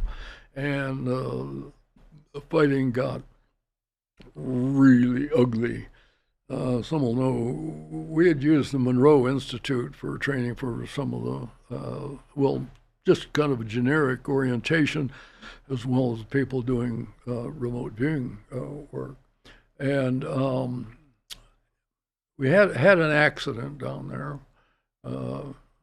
People can look up and find the name, but we had a lieutenant. What happened was, before people went down, they came in from all over the world, and we busted them down to the Monroe Institute, and they had all been screened because we had a shrink that worked with us. And, was this part of Colonel O'Connell's report? Mm-hmm. Wayne O'Connell in '81 did a report on the gateway process for Monroe. That's much later. Later, okay. Yeah. Oh, no. I know the report. No, this is, if that's 81, they had, the issue I was getting to was the accident. Yep. So somebody didn't show up, and this lieutenant badgers Stubblebine, I want to go. And he goes down there and frankly cracks up. Now, understand that in the military, unfortunately, we kill a few kids every year with tanks and things like that, bad accidents and that. I should also say, this guy, I saw him wrapped up. He was bug fuck. Sometimes just ranting and raving. Sent him to Walter Reed, and 2-3 days later, he's out. He's fine. Maybe got a Thorazine shot or something. Sure. But he's recovered and even got his clearances back and everything. So he recovered from that experience? Oh, almost instantly. Did you need your psychiatrist involved? However, Okay. And now what happens, it's about this time that we're upgrading the intelligence that was used against Bert and just decimated. He kept coming back and back, and he frankly got forced into retirement over that, and that we were doing this weird stuff. As Ed Soyster came in behind him, who interestingly had no intelligence experience, he was an artillery officer, I think, and said his job was to clear the nest of vipers. You? Yeah. Did you stay in touch with Stubblebine after retirement? Oh yeah. Yeah. How did he do? Was he okay? Was he okay? It's terribly complex. He became a truther. Wow. And really, one of the questions that comes up as to the efficacy of using, you had mentioned earlier when Chris said maybe shouldn't do it. It is not risk-free. Let's take a quick break and come back and talk about John Hutchison and the ATP. Okay. All right. Our audience knows John Hutchison's work. They don't really remember that in 1983, you were sent by the military to evaluate John, weren't you? I was the one who paid him, yeah. Yeah. Can you just start at the beginning? Like, how did you learn about him? How do we learn about John? Well, there was George Hathaway, who is a double E from Toronto, and I'm trying to think of the guy's name who was with him, who is since deceased, and they had a small 16mm film of a bunch of really weird things happening, and they came down and looked at it and said, that's really impressive. Wonder, how real it is. So set up a program where, I was paying him, and he was had moved in Vancouver. Now, one of the things that happened was that he had, he liked to make sparks. I mean, that was his thing. Okay, so he was living in an apartment, and he had a basement lab, if you will, and he had Van de Graaff generators, Jacob's ladders, and all kinds of spark-making stuff. And the story, although I understand there are several, but the one he told me was that he would sit down there at night, and he threw something into the area, and all of a sudden it hit him. And he threw it back, and it came out and hit him again. And he goes like, "What is it? There's nothing there." And now the other problem was that with all of his electrical stuff, he was disturbing the environment. Now remember, this was the days when TV went through the air and that. So he was screwing with everybody's TV in the process. So they said he had to move. His enough energy to overcome a broadcast signal? We exactly, again, he's just putting out crap. Right. Now, one of the things, what he told me he was doing was that he would look at pictures of Tesla and look at what's happening in the, his shop around there, and just try to guess, how could he replicate some of that? It wasn't taking factual data. It was just taking pictures and, if I put stuff here and whatnot. Wow, I didn't know that. He was just looking at the pictures, trying to... Yeah, trying to figure out, he knew of Tesla, of course. He had contacted George. George becomes the saving grace because he came over and did the diagrams of what all the things are, where they were physically related to each other and all of that. Unfortunately, part of it probably was the piping, because he's in the basement and whatnot. They couldn't replicate that. But they said now this is where Ted Rockwell came back into it again. Again, Ted was Rickover's technical director, who works in nuclear energy. He had his own company. By the way, it also gets into interspecies communication sorts of things. And Ted was the guy who brought Ann Gaiman. So many of these things, that's one of the things about it, how many of these things just intertwine in ways that are almost unimaginable. I mean, didn't you in the past... Didn't you communicate with dolphins at some point, or were you working on that? Yeah, that's a whole nother story. But we did work. That's what I call interspecies communication, with a telepathic work. Neptune's helper, if we get to that. So anyway, like I say, we've seen the pictures, we've talked to them, and said, probably real. So we set it up. The idea was that they would recreate the workshop that John had in Vancouver, and he did. And one of the things that we did is I was physically at Fort Belvoir at the time, had a place down there. We're working with Cleve Baxter and those things. But so we took a bunch of metal samples and cut them in half, put half of them in the safe at Fort Belvoir, and gave the other half for John to manipulate. And it was thinking we can, see if there are physical structural changes or anything like that.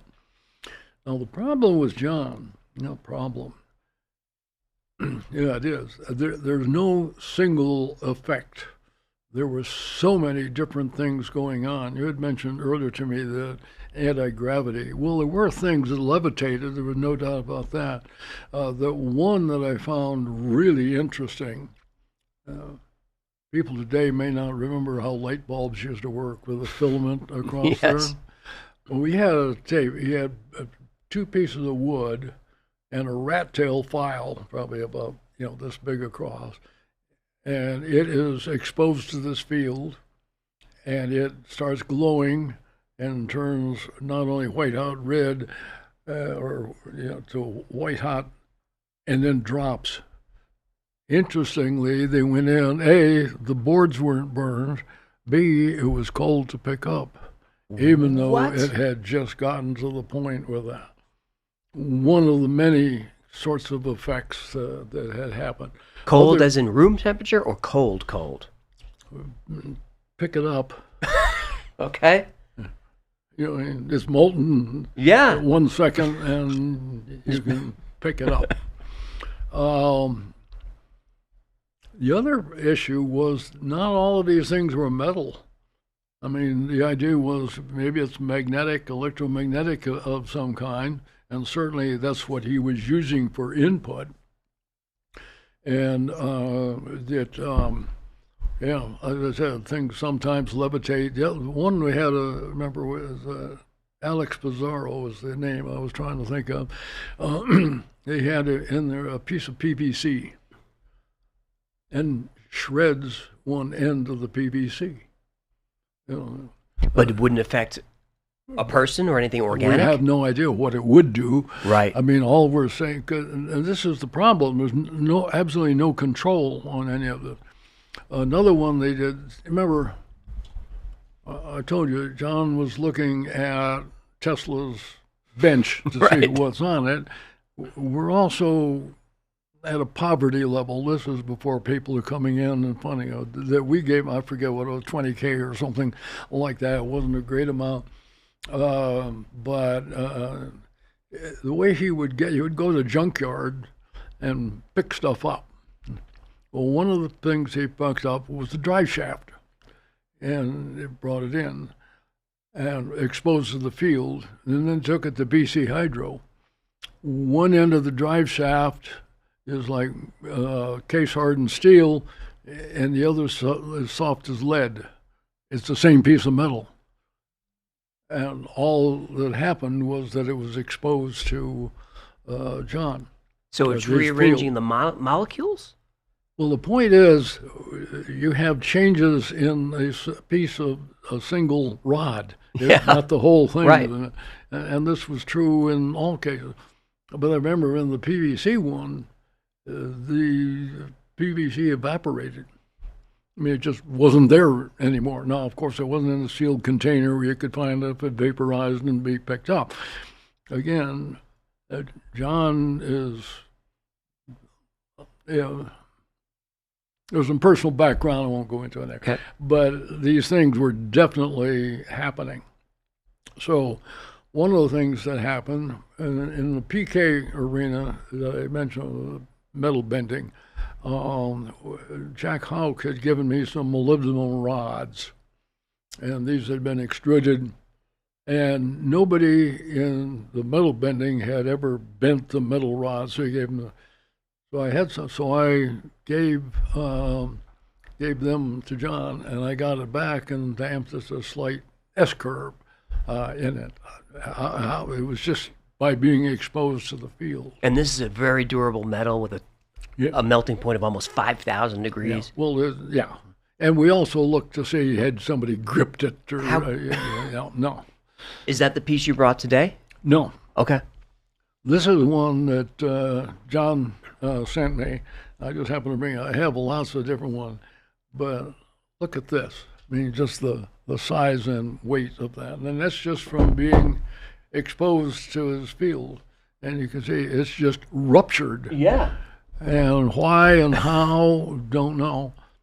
But again, one of so many different effects that you're seeing. This one's obviously clearly metal. There was some we had wood. We had others that were just twisted, where you had, some of it seemed to be soft and screws through it, and wood affected, sometimes wood unaffected. Again, totally lacking control. Did you see it happen in real time? Short answer would be no. And what happened was, and our deal was, we were going to do a show and tell. I set it up and went up a number of times, and I brought in a team. I had 2 guys from Los Alamos and 3 others from one in the night vision lab and a couple from the INSCOM. They were working in the science field. So what happened was, okay, time for show and tell, right? Showtime. I do everything. You get there early, right? Yeah. So I arrive a day early, and they're really excited. They say, boy, we've got, this thing was just levitating. So we've turned it off. Now, you got to understand, this is a makeshift thing, if you will, and all kinds of stuff in an uncoordinated way and whatnot. And so we look at it, hey, it's levitating, we just turned it off. So everything's the same, saying we'll just turn it back on tomorrow and, when everybody else arrives, and turn it back on, the power supply burns up. I mean, literally. By the way, one of the key things in all of this was power in.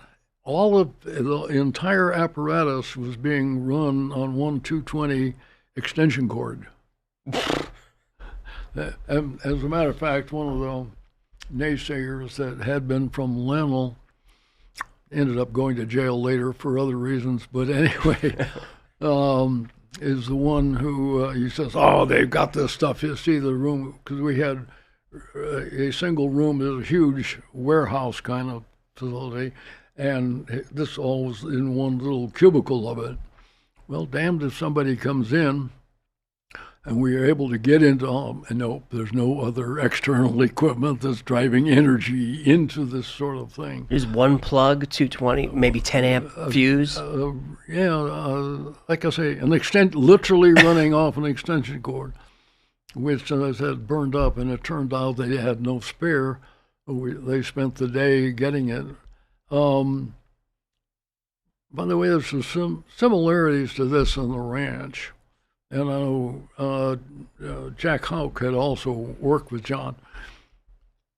And that is, these anomalies, how things happen. I think I've mentioned what I call the precognitive sentient phenomenon. Now, this comes from the ranch.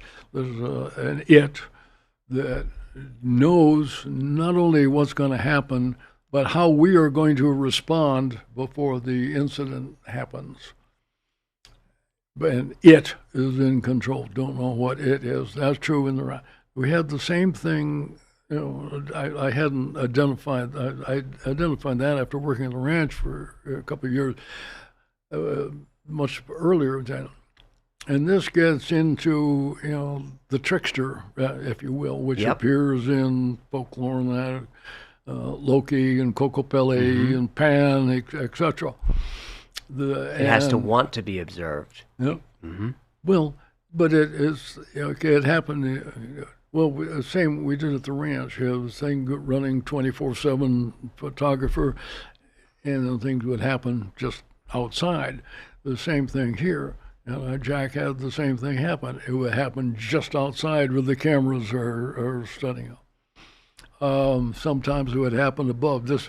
The area we were in Vancouver had a wood ceiling on it, and then put stuff up there, and things would kind of move around there too. So you couldn't define it. We thought it was a field effect, but we couldn't define the field by any stretch of imagination. So did you grab a new extension cord and nothing happened? Oh, no. The problem was the power supply that was converting it. They found one, and we got it, and no, it didn't happen. Now, I interviewed the entire team, and 5 out of the 6 thought it really did happen. Now, the 6th one was a huge not a skeptic. He was sent there to debunk it. He's the one who claimed that, Tom Bearden? Mm-hmm. Okay. He thought that Tom Bearden had snuck in. For people who don't know, Tom was working on free energy and all of this. He's part of the Sparky Sweet story. But somehow he had snuck in and had set up this system. It was just total nonsense sort of thing. The bad news was, and for reasons unknown, the Lannel report was classified. And so then they say, the government's covering it up. Now the simpler thing would have been to say, we came, we saw, nothing happened, end of transmission, instead of this convoluted theories that we did end up dealing with.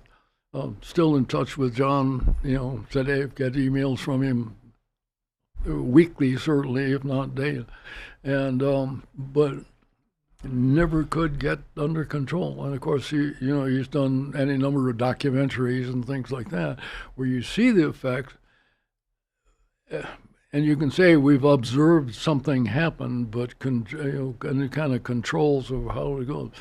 And the most perplexing thing, again, was the range of effects that we saw. Anything else besides gravity and bending? Well, the heat. The heat. And burning and not burning, and disintegration of material, and, Do you think that there are zero-point energy projects? Well, that's quite different. Yep. Different question. You brought up Bearden. You brought up Tom Bearden. Yeah. Well, Tom was a trip.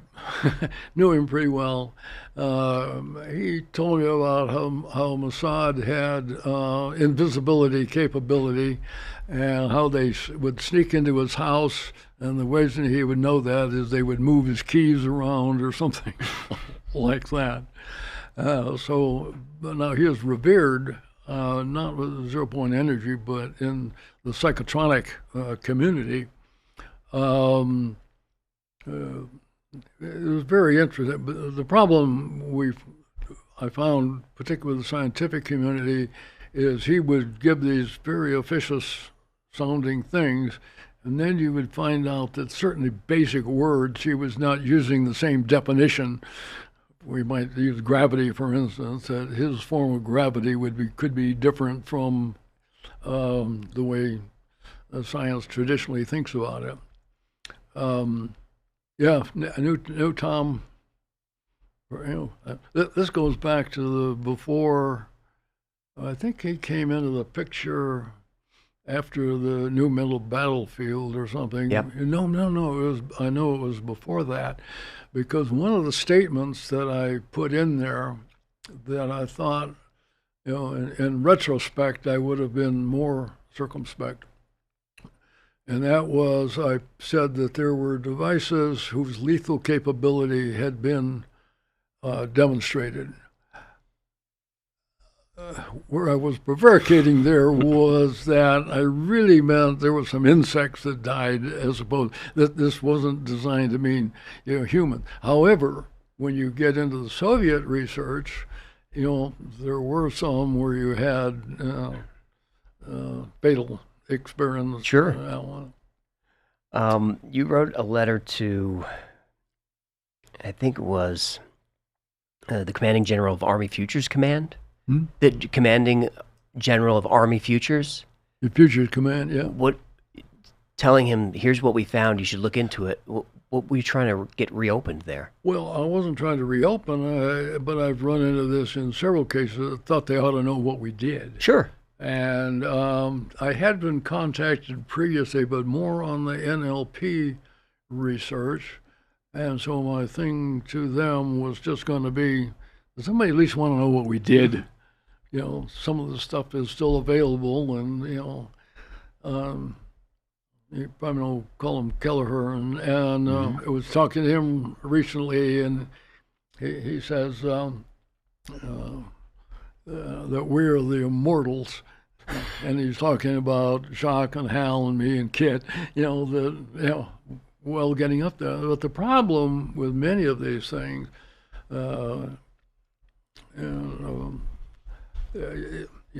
just the information is dying out, literally. Everyone's very suspicious of you and Hal and Jacques for living forever. we want to know what deal you made. Could you quickly tell the story about the cells, your white blood cells behind the brick wall? I remember you telling that story somewhere. Behind the wall. It was the National Academy was reviewing some of your work. Oh. Remember that? In great detail. All right. This gets the work of Cleve Baxter. Mm-hmm. Cleve was a polygrapher. He actually designed the system. Well, this goes back in World War II. We had, he was in CIC, Counterintelligence Corps. I had transitioned early as the development of CIA, as he was a polygrapher. And he was big in astrology, by the way, as well. But when he was then initially living in New York, and he had a very basic question. He had a large plant there, and he says, well, I wonder if I pour water into the plant, how long will it take it to show up in the leaves? So he put his GSR sensor on that, and whatever happened. But then he left it on. It was just running in his apartment and that. And suddenly started noticing every once, it was hooked up to the polygraph. So it was getting signal. And every once in a while you'd see a signal. From the plant? Yeah. Okay. Well, ostensibly, but the question is, why is this happening? So finally he found out that there was a connection between what was going on in the environment and the plant. So he started by doing things like ripping the plant, and you'd see the thing, and then he'd burn the plant. And then he found out that by thinking about burning or threatening to burn the plant, and the plant's responding, he calls this primary perception. Well, this is another where Ted Rockwell comes back in as an introductory point. So anyway, I'm trying to think of what all of the sequence is. It was quite a while ago, but so Cleve has now got his shop in San Diego, and one of the things that he does is he starts using oral leukocytes, which are white cells from the mouth, and we use a centrifuge, but on confuse it. So the device was that we have electrodes into the oral leukocytes. This thing is in a cage, Faraday cage, shielded and all of that, and they would, how the cells would respond to it. We found out, let me back up. He had done some work before that on things like brine shrimp. And he had pots there, and he would keep the brine shrimp. And at an undetermined time, the shrimp would jump into boiling water and kill the shrimp. And sure enough, shrimp are responding. He also did some interesting work with yogurt and whatnot, because there's living organisms in the yogurt. So the next step up was using the oral leukocytes, because it's now attached to a single individual. And their experiment was that you'd have the donor would come in, and then they would agree to watch a certain TV program. It was one where you expect some sort of violent thing, but you don't know when or what the event is going to be.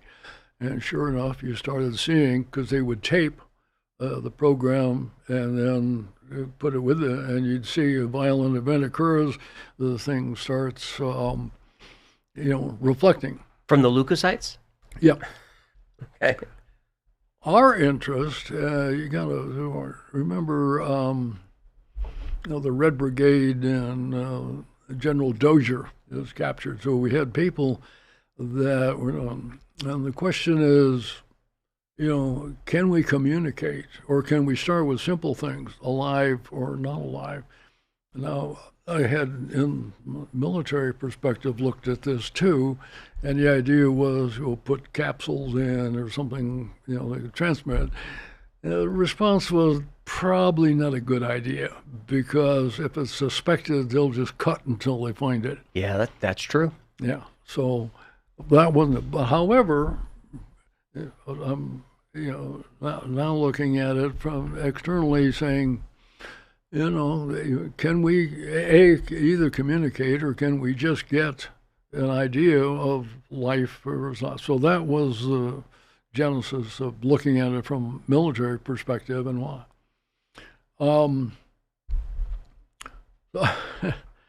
What happened? Well, I had done a series. Well, I had Cleve under contract. Interesting side story here. I built my own device, and it was interesting. I took a senior scientist from Night Vision Lab with me out there, and said, no, this is with permission, so I'm not stealing anything from him. And we look at it, and I said, well, can you build it? He says, yeah, it's pretty straightforward. But he says, look, I have cut this much out of the world for me, and you can reorganize things in there, but don't tell me I have to relearn physics, because I don't want to hear it. Pretty straightforward. Honest. Now, he could have screwed me any number of ways, just one loose wire or something, but he didn't. In fairness, but you said there's a piece missing, and I said, well, that's the piece I'm going to worry about. This is the consciousness aspect of it. So anyway, we ran a series of experiments with this. Fast forward a bit, it must be 87 time frame.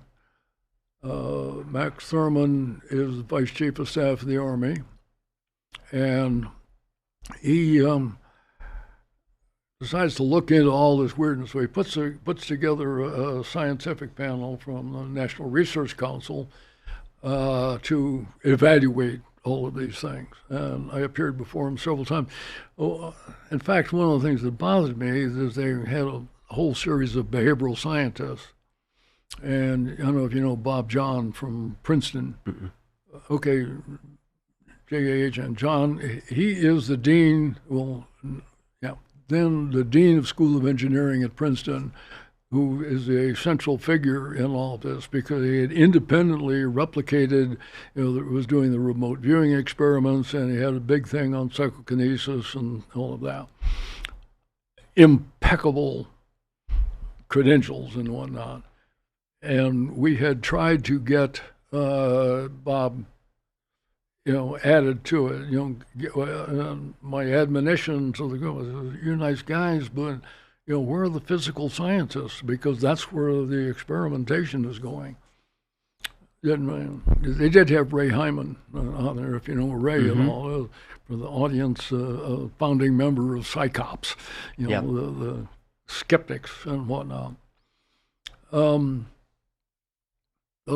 bit of a side. He came to me. He actually had clearances. It was a vanilla secret, but came and looked at the stuff I had in the safe. By this time, I'm director of advanced system concepts for what was then the Army Laboratory Command. No longer exists. But I had some stuff in the safe, was able to show them the Soviet work and all that. And of course, then they're asking what are the controls with this? I said, you understand how this is from spies. Right. We are not getting their, reports or something on it. And his comment was, I didn't realize there was so much. There's so much. But, so the report, this committee is set up, National Research Council, and I suggested we take them to Cleve's lab, because that is pretty damn reliable. By the way, one of the things that had happened I thought was interesting was that, as I said, he's a polygrapher. So we set up an experiment with me and said, okay, we'll let what I found was I could beat the polygraph, couldn't beat the white cells. You couldn't beat those. Yeah. And as I let them screw around a bit, when there's some personal matters and things like that.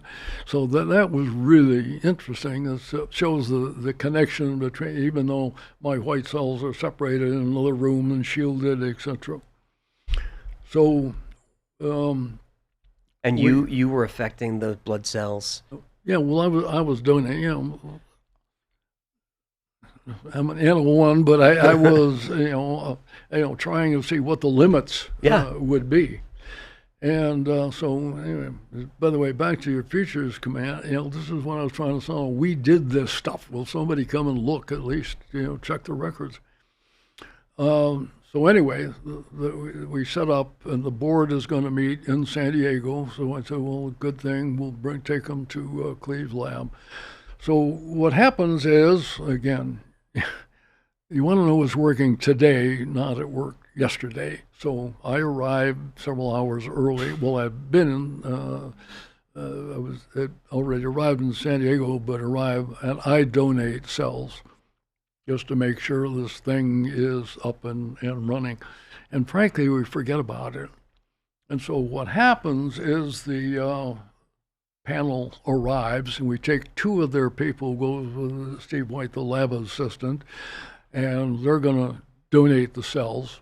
One's donating, one observing. And we take the rest of them to the kind of a classroom, basically, and we've agreed that Cleve is going to give the background and history. I'm going to get up and say, by the way, I've independently replicated this, and here's that. Now, Cleve is one of these people, when you say, what time is it, you get the history of chronometers. And he was going on and on, and going like, God, I can tell they're getting edgy and whatnot. So finally, it comes my turn to tell them that the world is not built the way they think it is. So I start talking, and about 90 seconds later, Dave runs in the room and says, what happened 90 seconds ago? And I said, well, that's when I started talking to them. And internally, yes, I'm saying, telling the National Academy of Science, their view is wrong, right, is emotionally stimulating. Yes.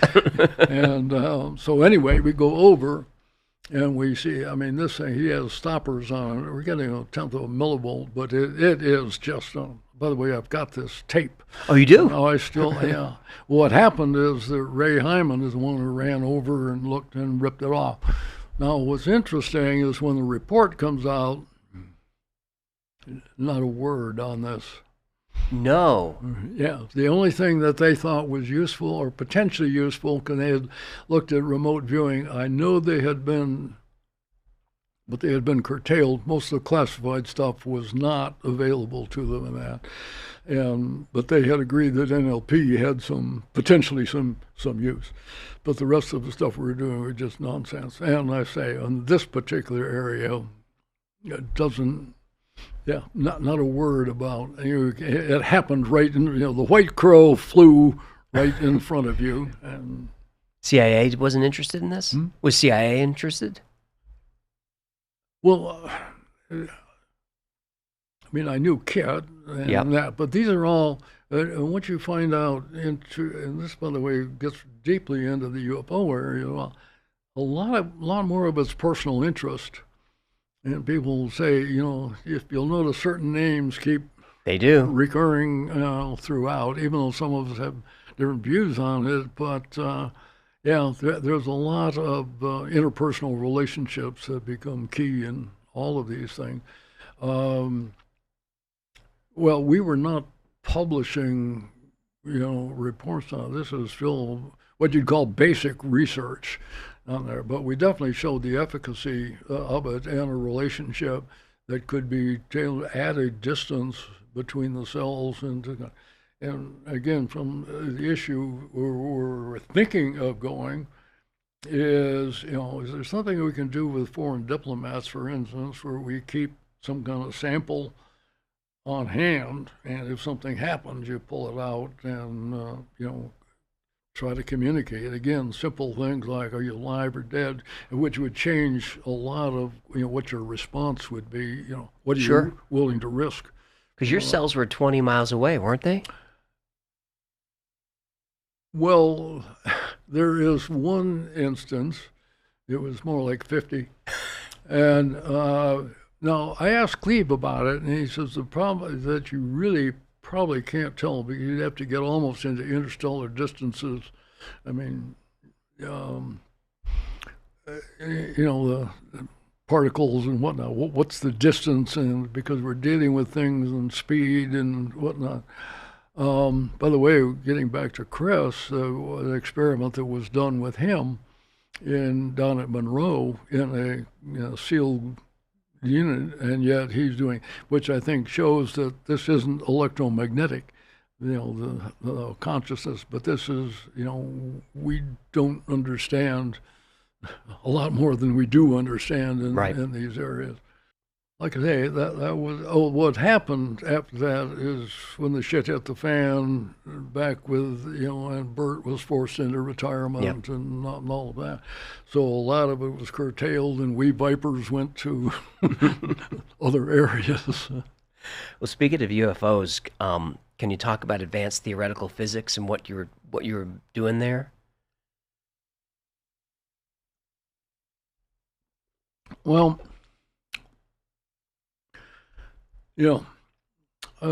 had put together a group, interagency group.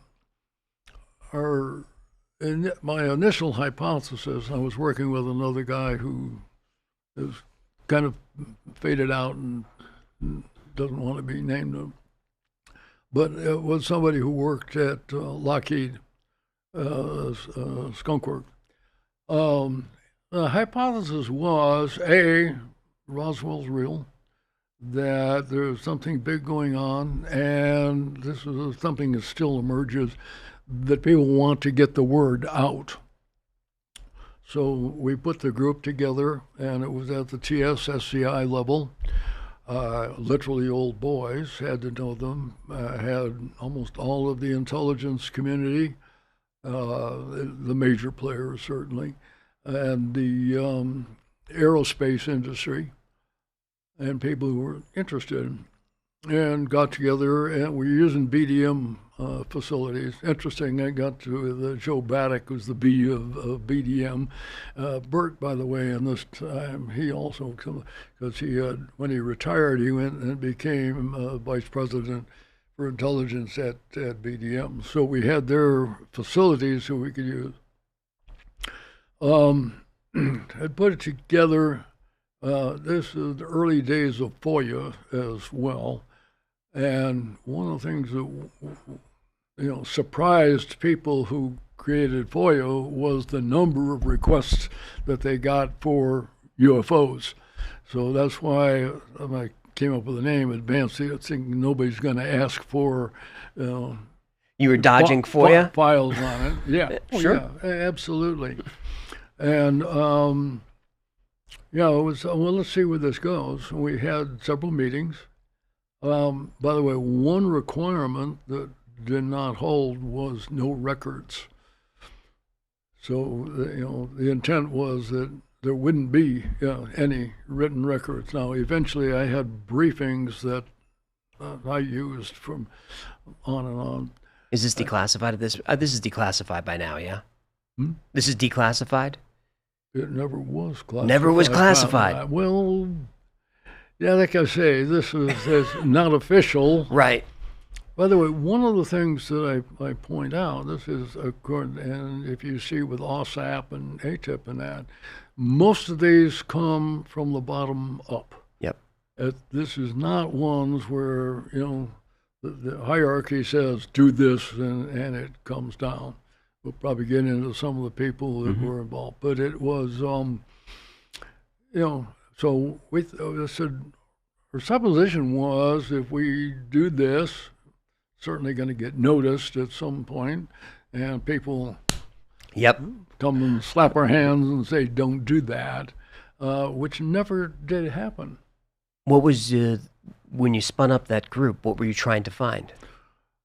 Well, we were still dealing with hard craft kinds of things that were going on, and who would be involved, and if there was a project.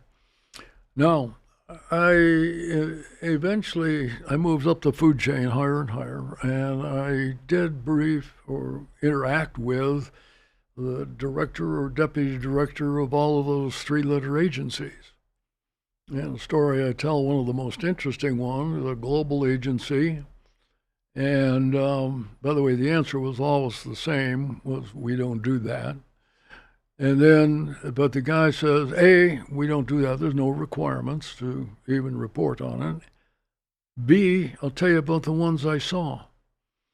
So here's a guy who's now head of agency, lots of resources, has had personal experience, and he went back into things that he had seen years before. He says they were flying around and doing things I knew we didn't have the capability for, but that did not transition to his, so I'll put together a small group to go look for it. So, these are the kinds of things that run counter to the, quote, legacy program. Yep. Could they have lied to me? Yeah, quite possibly. Everybody, and these weren't like a week apart going down, people would call and all of that. This happened over years.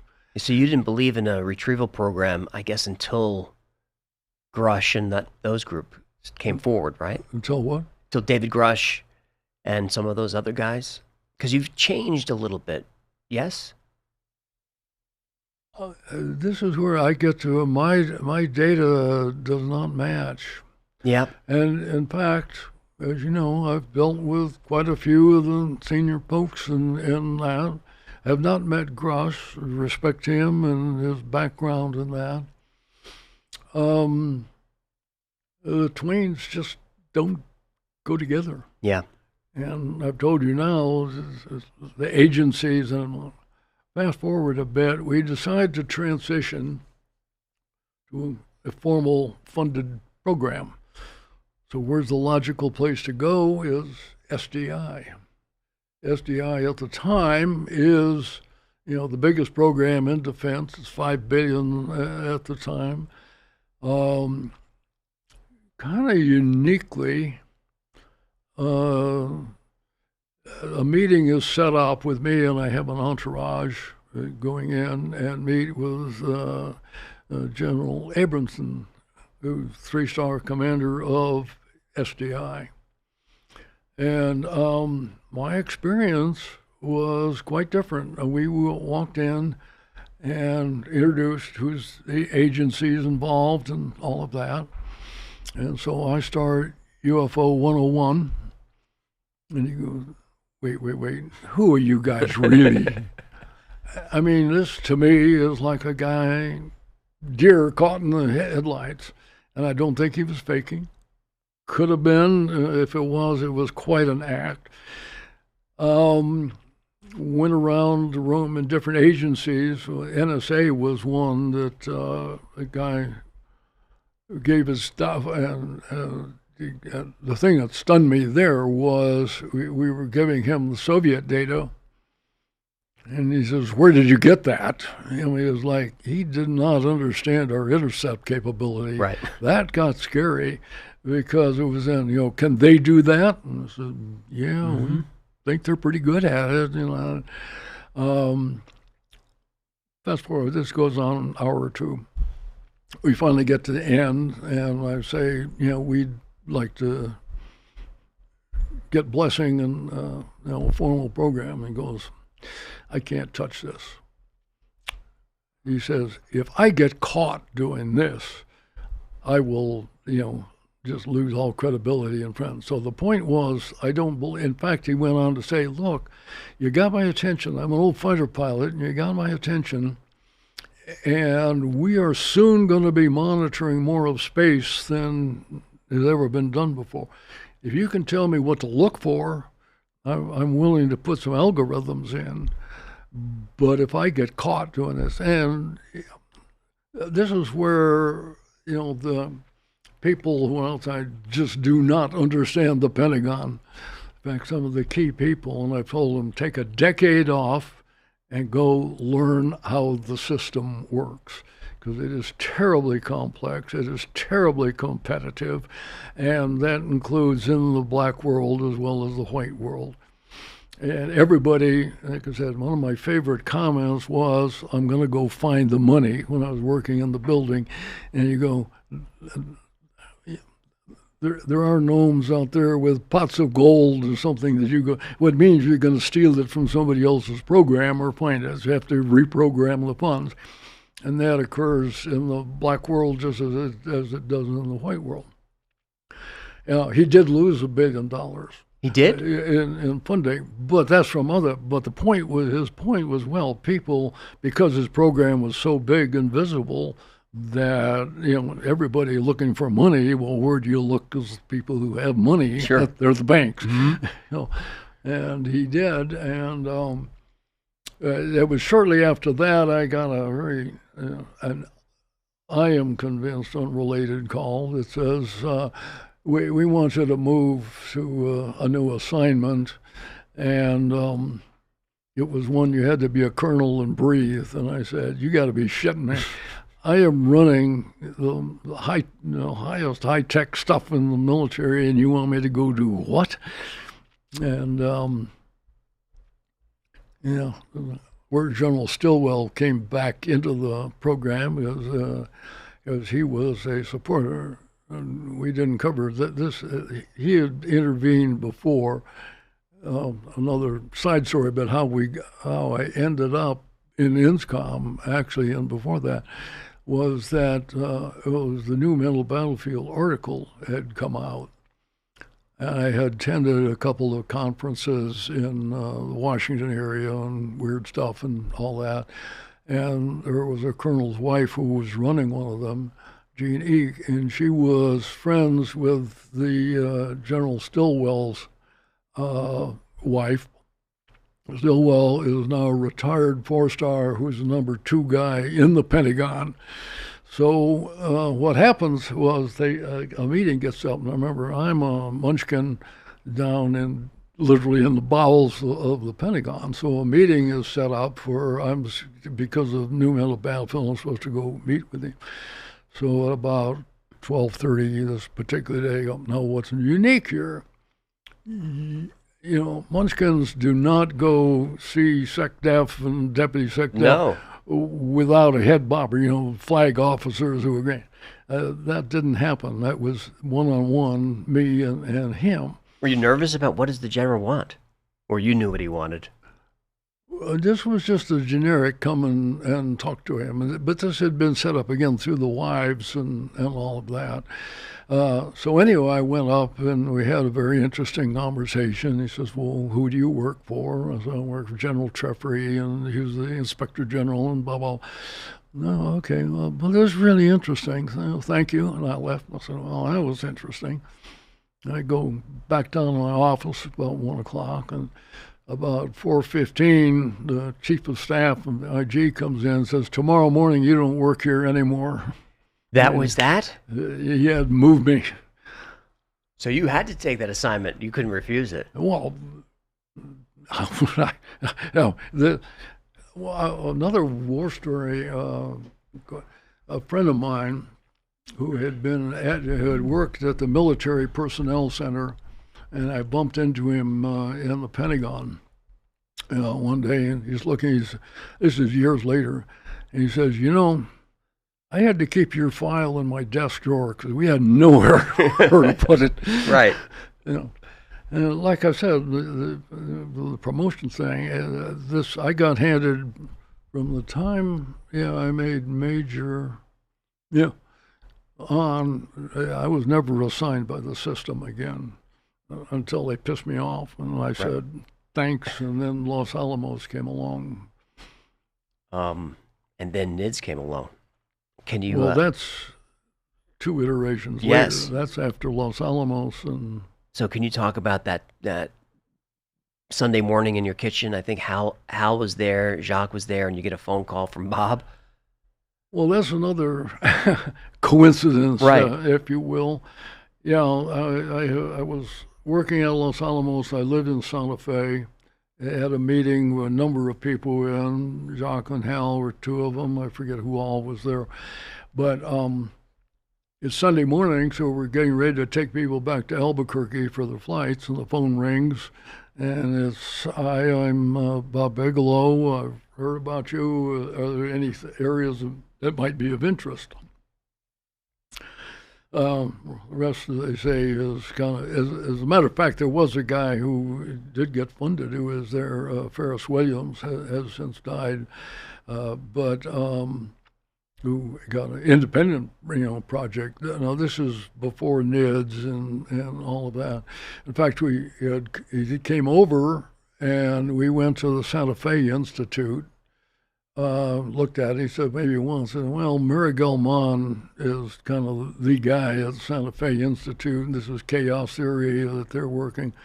And I had other friends who were supportive who worked with them. So probably not a good fit, and then he decided, he would create NIDS, but he wanted it to be in Las Vegas, and that's what brought me here. What turned Bob onto Skinwalker Ranch? How did he learn about that? There were some articles, as far as I know, there were some articles that were published, probably in Deseret News, and about Sherman's and the ranch and that. And exactly how he made contact, I don't know. I was with him the day that he physically bought the ranch, though, and first one to spend the night. You were? The first, again, of the NIDS people. I mean, obviously, Terry and Gwen were staying there. And it is a very, very strange place. No doubt about that. I mean, the incidents that happened. Having said that, and a bit of a digression,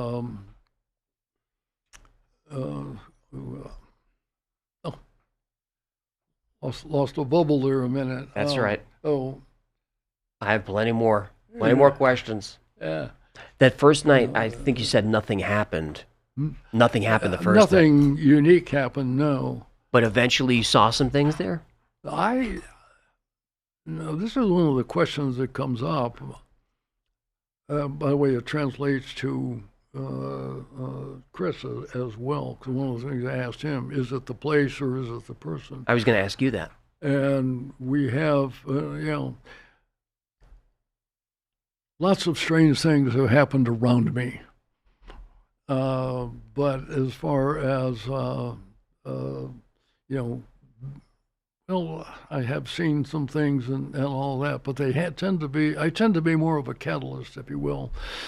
Jesse Ventura is who I was thinking of. That's right. That he came in and interviewed me and was interested. He said, well, can I go up there and do that? I said, well, A, probably not, but B, you'd probably be bored. Because the problem is that these amazing incidents have happened, but it's not like every night. They go out, tonight we're going to have X, Y, Z happen. Contrary to the program, one of the reasons they shoot rockets is because they got, an incident, something to photograph. But some of the things that did happen are just absolutely beyond belief.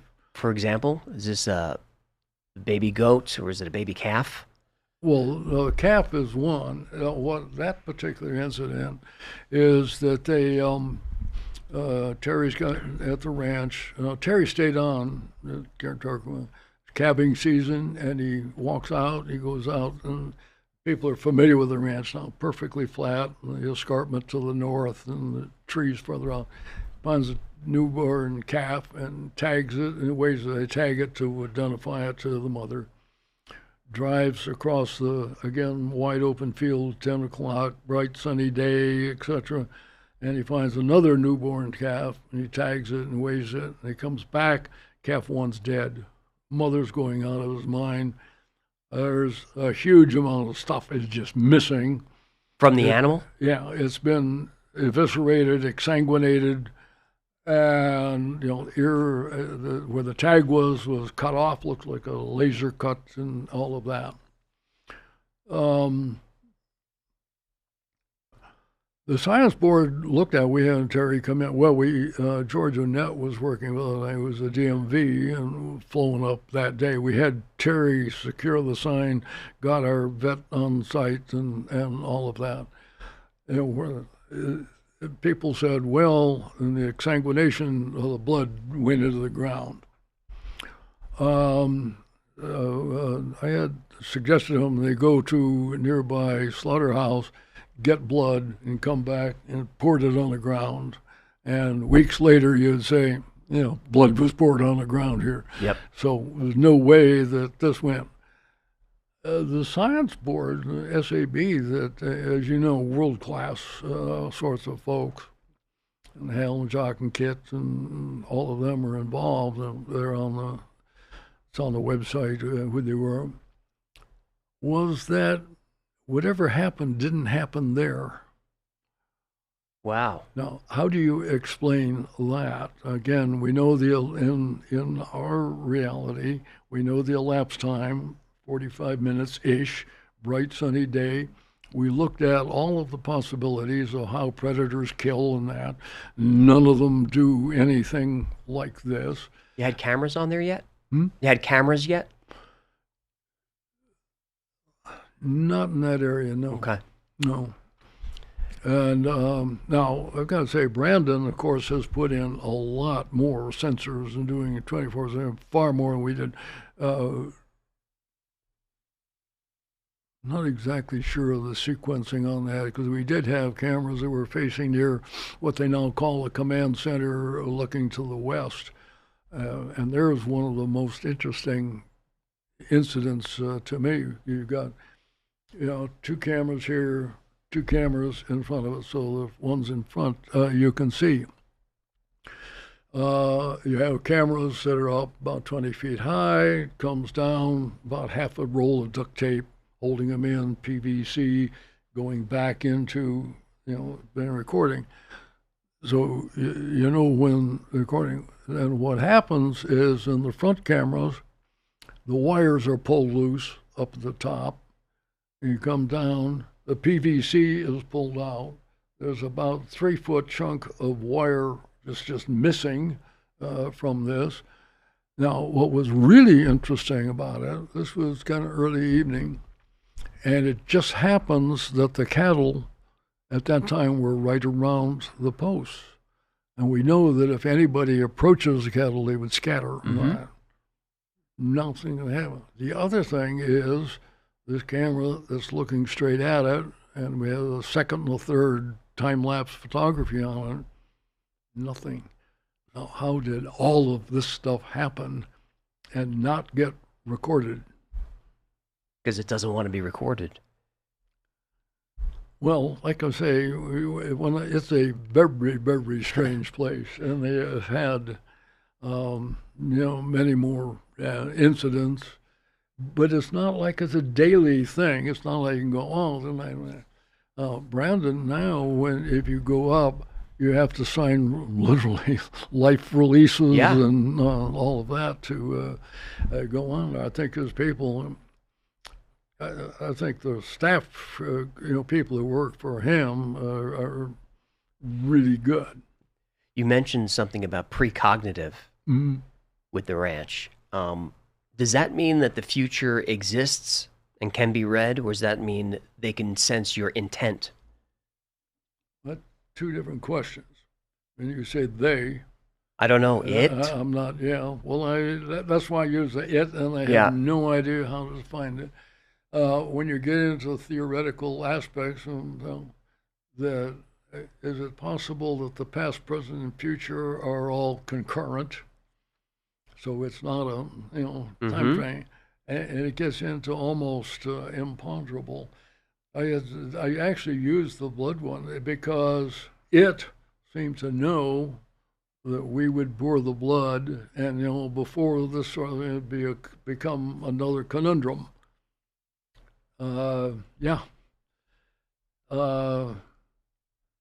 Yeah, more and more possibilities that just get to be terribly, terribly complex and hard to.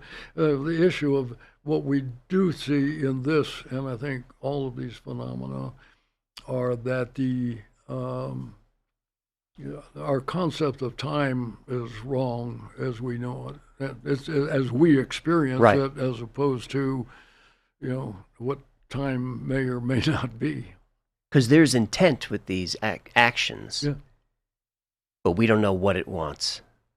It just seems to want to mess with us. Well, but you mentioned something I think is bigger, and that's the issue of intent in all of these areas. What's the, for people who become psychic or work with these things, intention seems to impact and maybe precipitate reality. But then how can that happen in the future if it's happening concurrently? That's interesting. Any hitchhiker effect with you and some of this stuff? Well, you've seen my slide, I guess, on that. I have. And I think that's bigger. The answer for me is no. With others, just so what people know what we're talking about. There are many reports of people who have left the ranch and start having strange experiences, and the hitchhiker specifically refers to beings or entities or something happen, as well as a number of psychic kinds of events that have happened. I do know that many of them happen. The slide that I use, and I think this gets to be problematic when you get to how are you going to study this, particularly from a government's perspective. We start on this, I don't see how they can be involved with these sorts of things. It's one thing for you to study flying saucers, widgets, even orbs and that. To study werewolves is something quite different. The werewolf story is real. The individual may choose to come forward. I have met him. You've met the werewolf? No, I met the person. You met the person. Who it was a very senior individual living in the Washington area who had visited the ranch, and wife looks out and standing on hind legs in the backyard with red eyes is a werewolf. And they go running off on, Bank Lane. How do I think from a political perspective, it would be suicide to go in. Of course. Enough to say, I want to spend money to study UFOs and hard widgets, and now we're making the case that it's even permissible. That is one of the advantages that's come forward, is making it, permissible to, to study these things. But to now say I'm also going to study the whole field of cryptozoology. Gollum, for instance, talks about being, this is in Skinwalkers in the Pentagon, but talks about a dinosaur, small, but a dinosaur walking by and that. And you've seen in the program the whole dire wolf thing, sure. Things that have been extinct for 10,000 years. And so how do you justify, or is this the proper role for government? I think this is where governments kind of got to bow. This is not what governments are to govern, and they are to do certain specific tasks and that. And one of the issues that you brought up in other broadcasts has to do with the Department of Defense, and the saying is, I think it's the wrong question. And also what you have to remember is it is the Department of Defense. By the way, I'm guilty on this too. In my UFO book, I said there are two major issues. One was defense, and the other was air safety. But the issue of, saying, no, advanced technology, can make that sort of case. The plus side is, again, this has understanding how governments work. Actually, the DOD would find this great, because this is how you justify. Now we used to, hypothesize the Soviet days. What's the Soviet threat and all that. You're always projecting threats. Well, if this is a threat, in a way, that's good because that can justify funding. Yep. You need a boogeyman. Yeah. Oh, always. We used to hypothesize what we call FST-3, which was Future Soviet Tank 3. Now, Future Soviet Tank 1 turned out to be the T-90. Mm-hmm. That did. But if you looked at the capabilities that we were giving to 2 and 3, which means I need more money to do more research, right. And maybe they can do that. I mean, that never-ending cycle. But for them to say they wanted it, now, of course, that's what they do. Department of Defense is supposed to defend from threats. So we define basically everything as a threat. Is that why the Air Force was at the ranch? I don't believe they were. I thought they were there for 4 years. You don't think so? Air Force? Yeah. I don't think, but I used to get an inter-service rivalry, but I found them the most difficult to work with. On this topic, for sure. Yeah, no. They would classify the words electromagnetic. I ran into some of this between Kirtland and Los Alamos and whatnot. The infamous Kirtland. Yeah, not. Yeah. But again, the problem, one of the things that I think is going to happen with Arrow, for instance, is my experience in relation. I personally had survived a lot of weird things and all of that, and accident, but eventually got shown the door. Yeah. As well. This is not what you'd call career enhancing. No. I mean, if you're going to move up any of these systems, there are certain things you're supposed to do in gates and whatnot. This is not one of them. You mentioned about they don't want to fund werewolves. Is this a naming problem? UFOs, no. UAPs, yes. No. UAPs change it, and it does extrapolate a bit in the broader phenomena. The one you brought up with Jeremy on underwater, for instance, and I hope you get Tim Gallaudet in to talk about, the underwater aspects of this, which we've known forever. Yeah,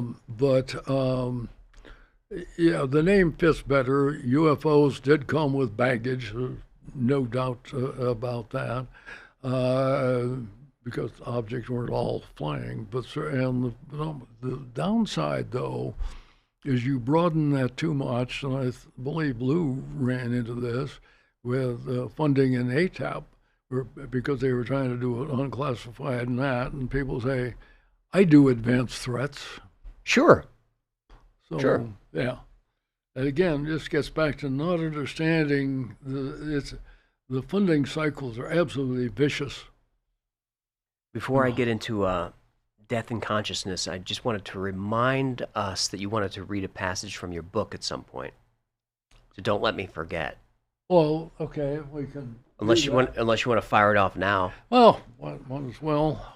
It is in the end. Well, by the way, the first line that I wrote in the book is UFOs are real. So that's the starting point. It says, in the end, it is clear the universe is far more complex than we ever imagined. We are not close to solving the enigmas posed by UFOs. Rather, we are still on the front end of defining the fundamental issues and boundaries. And so this notion that we're going to get quick answers or something. No. Or that there is, I guess the one thing I would disagree with in The Secret of Skinwalker Ranch is the secret, and I would make it secrets. I mean, it's not that simple, whatever, because there are so many different things going on there and in other places as well. I guess we're part of that same consciousness that whatever's doing weird things at the ranch, we're all part of that. Yeah. Again, it seems like a dark force. Well, is it dark?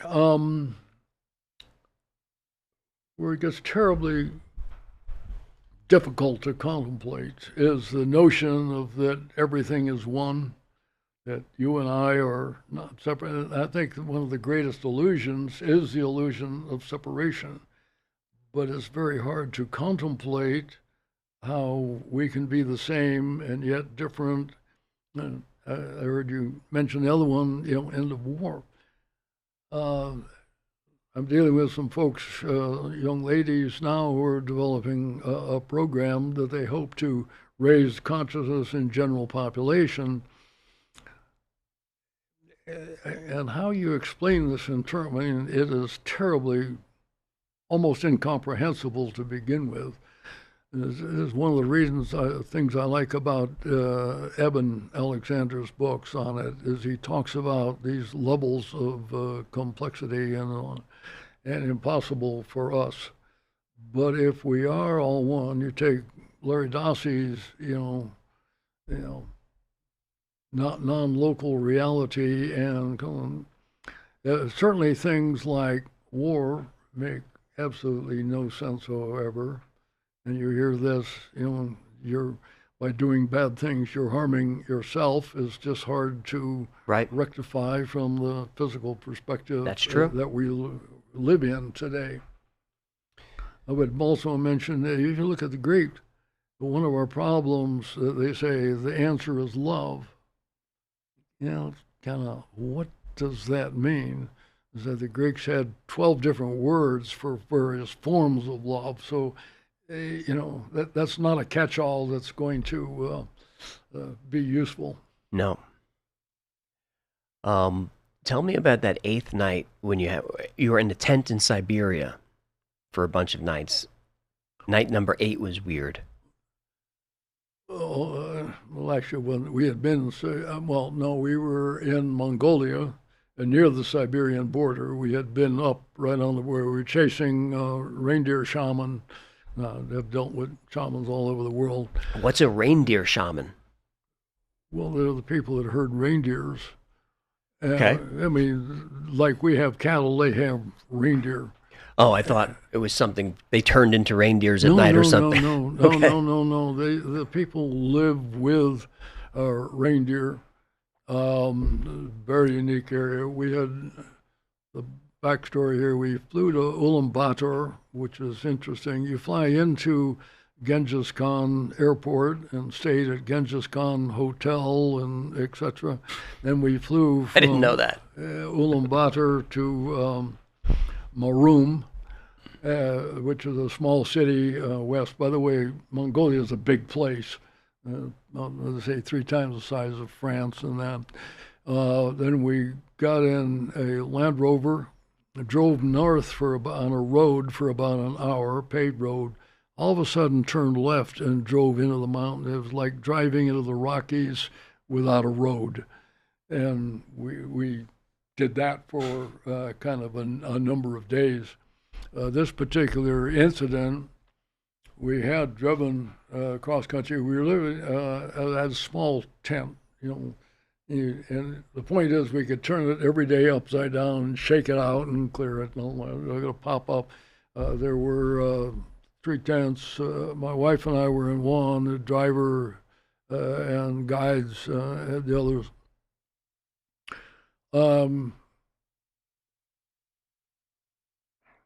A whole bunch of other stuff that I'm trying to fit into this. Take your time. Whole trip. It was just an amazing experience. So anyway, we had dealt with not shaman. I have to look up the shaman's name that had been with doing a healing thing. We had just come back. We had gone up. Shaman Bowl? No, Bold is a different one. Okay. He's one that where the thing precipitates out and goes rolling. I almost brought that along. I do have these things. I keep them in the safe because they tend to disappear if you don't have it. Bold we had seen going in. See, then we had stopped and we had gone on horseback. The trucks couldn't go any farther. We were up. We went in 2 days in, 2000, right on. Now, the point here in Siberia, they don't even know where the border is. Right. Okay, this is remote. We're talking really remote areas. But we had come back, and we were sleeping on the Shesco River. And like I say, my wife and I went, and we have bed mats on there. Wake up the next morning, lying between the two mats is a 50 pence Australian coin. You didn't bring that in? No. And I don't believe any people went in the night and threw one in or something like that. You're up on, like I say, near Siberia, and here appears a 50 pence Australian coin.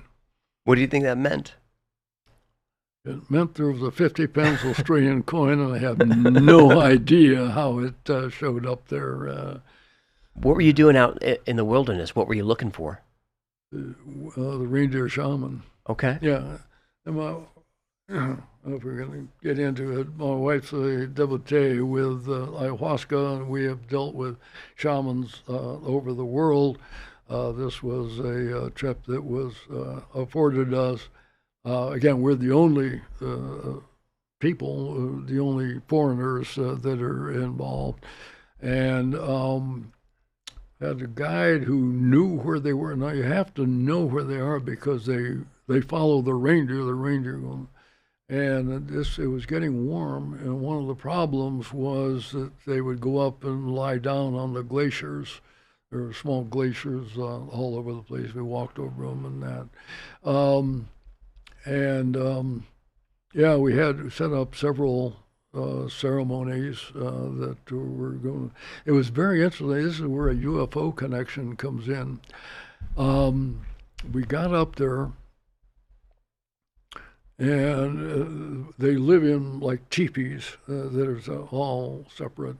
By the way, one of the things the Chinese have done is they get solar panels and things, so you get a little bit of electricity and whatnot. But it was interesting that they tended to stay in their individual teepees, and I'm walking by one, and I hear somebody speaking English. That's weird. So go in, I found out a woman. Well, she's native. She lives there. She used to live in Colorado, but had been there long enough. So it scared the crap. It turns out it scared the crap out of our guide because they thought she was a witch and could bewitch them and whatnot. Why did they think that? Because it was part of the folklore. Okay.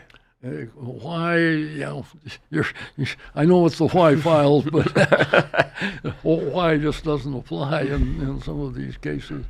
So anyway, I started talking to her, and I asked her about UFOs, and she told me a whole story about how this valley used to be kind of an alleyway, and they would see them on a consistent basis. Now, this is an area that had, we're there late summer, but gets sealed off. I mean, once you're in, you're there for the duration, kind of like Antarctica or something. But you don't travel in and out. In fact, it was interesting because I'd asked her why you lived in Colorado and you're now, living here full time, and I'd given up on Western society and that, but did say, no, there was a period in which there were lots of UFOs coming to the valley, and they would see them, and kind of a routine matter. Wow, were they craft or orbs? No, these were craft as things that they would see, yeah. Wow. By the way, I think you hit on the things I mentioned earlier, is what do you mean by a UFO? Right.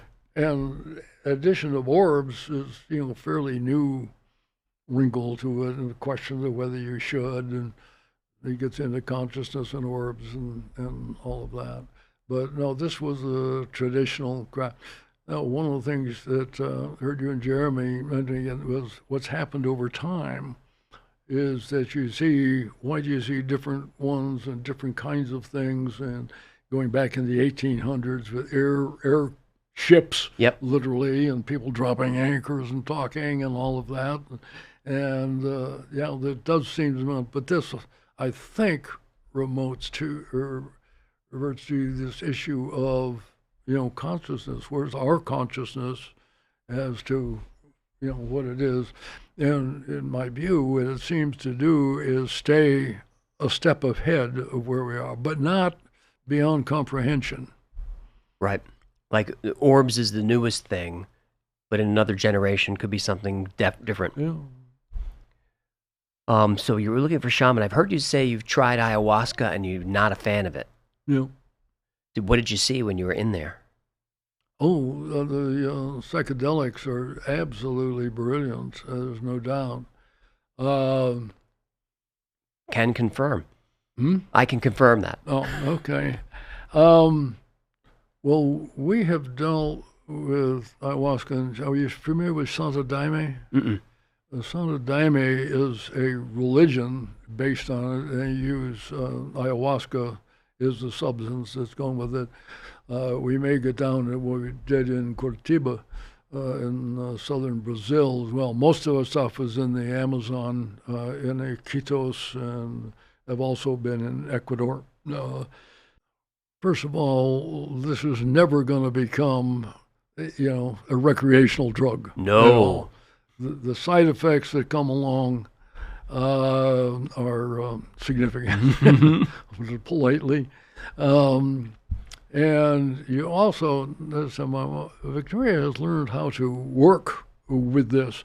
It suggests the first few times that you are most like, gee, golly, look at this, the bright things and all of that. But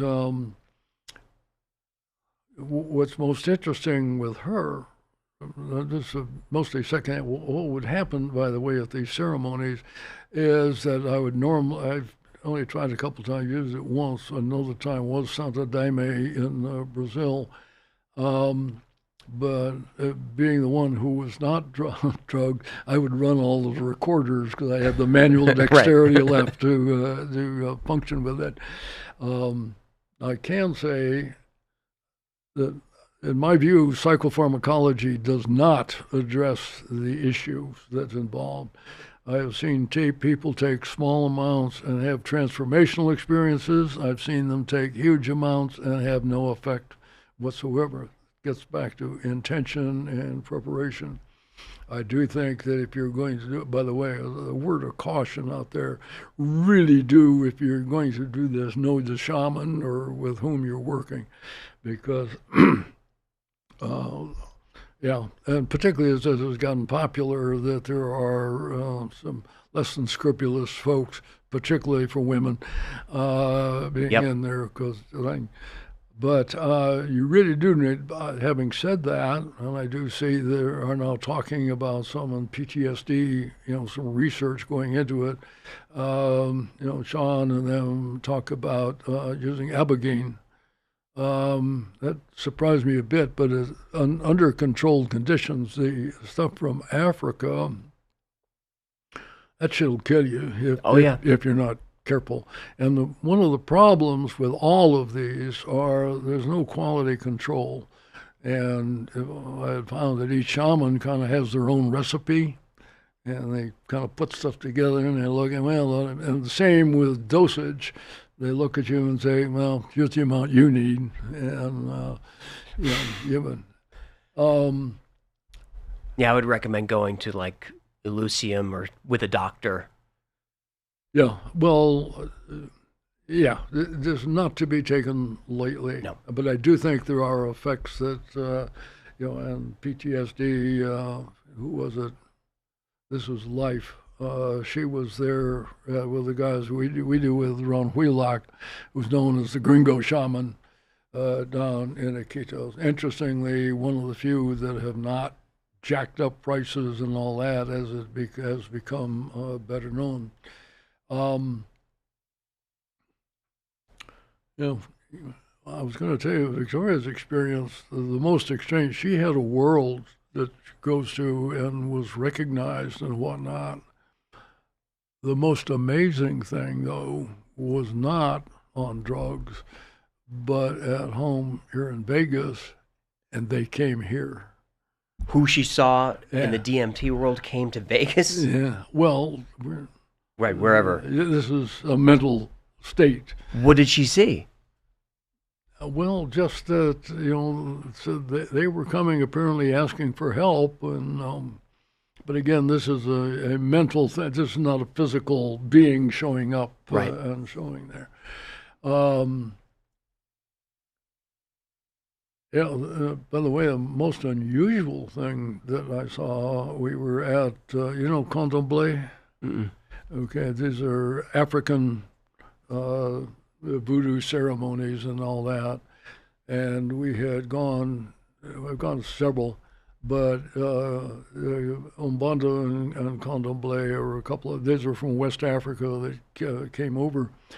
We were in Curitiba, Brazil, and went to a Contemplé ceremony, no drugs. And they started, now there's about, in this case, there are about 10 foreigners, they're Western, and probably 200-300 people who were there who attend to these ceremonies all the time. And so they said, there was a priestess there, does anybody want, well, Victoria always volunteers, she runs down, and this woman goes, she's going down and doing the, and this, we're into possession now, okay? Real full-scale possession. Your wife. Yeah. And all of a sudden, she's out on the floor spinning. We got photos of this. She's spinning. Now, these are people who are used to seeing possession, and not with gringos, Did you expect that? How does the colonel not jump? No, we didn't. As a matter of fact, I went up, was taking pictures, and the guy grabs me and said, "You're a reporter?" I said, "No, that's my wife. She'll be okay." Okay. Yeah.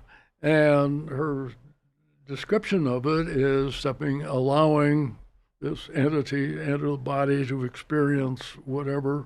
She has no idea of what went on during that period, but it was kind of okay. But it was really dramatic. So she doesn't remember seeing anything in there? No. This is, I think, allowing them to experience a human thing temporarily. Now, we've had we were in, probably don't know, Vitoria, Brazil. I was down talking, this gets into the non-lethal area, and I had been brought down talking to the government, to their military police, and had looked it up, and she had found a Buddha ceremony, Umbanda ceremony in Vitoria, and we convinced our guide, had an amazing guy with us who was a special assistant to the governor. I happened to have had eidetic imagery in that. And I also had a military police major.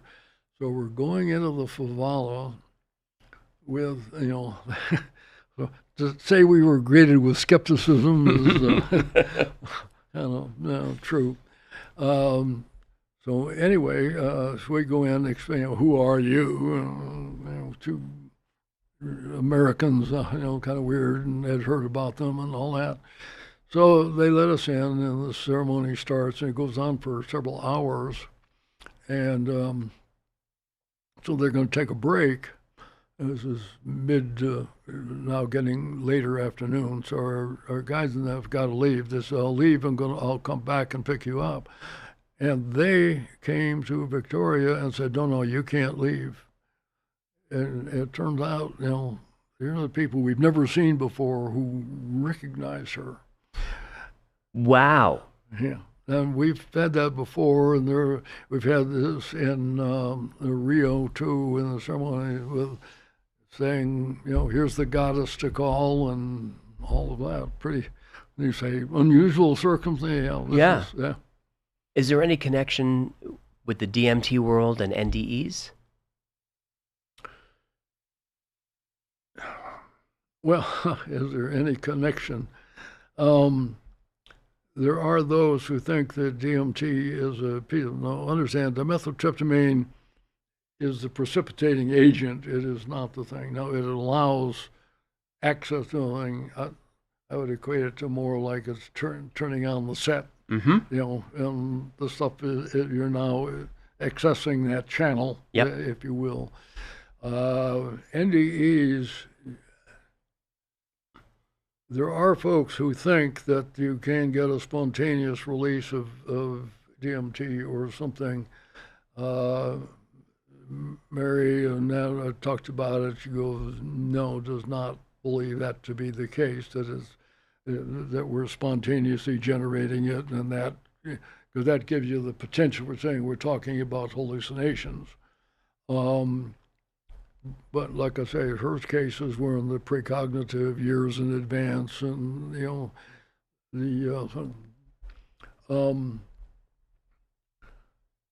in general, I don't want to put in anything that suggests that we're dealing with hallucination, because that's not the issue.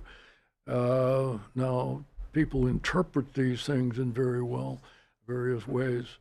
The other thing I said, I was the president of IONS for a long time, and we had no staff whatsoever, so letters would come in, and I would answer them.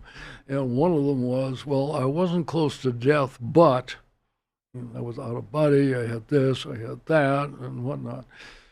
And also with NDEs, most of them are spontaneous, and you have no idea of whether people are physically close to death or not. I use Mary Neal's case because underwater for 35 minutes, there's no doubt that we had lost physical capability. I've heard this from a number of others. However, most of the cases are spontaneous outside accidents, illness, or something like this, so they're not instrumented.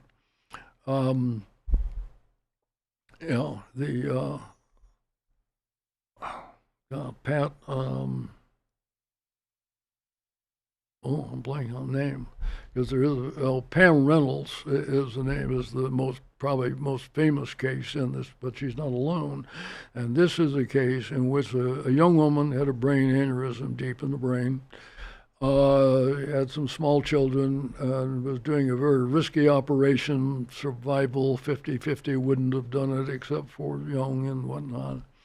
And the point here was that they had stopped the brain. Well, they drained the blood out of the body, but they had a cystoscope on, so they're firing electrical charge in, measuring the cortical activity of the brain. You have sensation of heart, sensation of breathing, sensation of cortical electric activity in the brain. By medical definition, this is not near death, this is death itself. And talks about a number of things. She's one out of the room. Big one was complaining. They were playing Hotel California, which she thought was inappropriate. You can check in, but you can never check out. Right. But awareness of what everybody was doing at that time. And then goes off and meets with folks. It's like the one with Mary. She has the original, awareness at the location, but then going off into others, and again in different time-space dimensions as we know it. There are a few others. Was it Parva?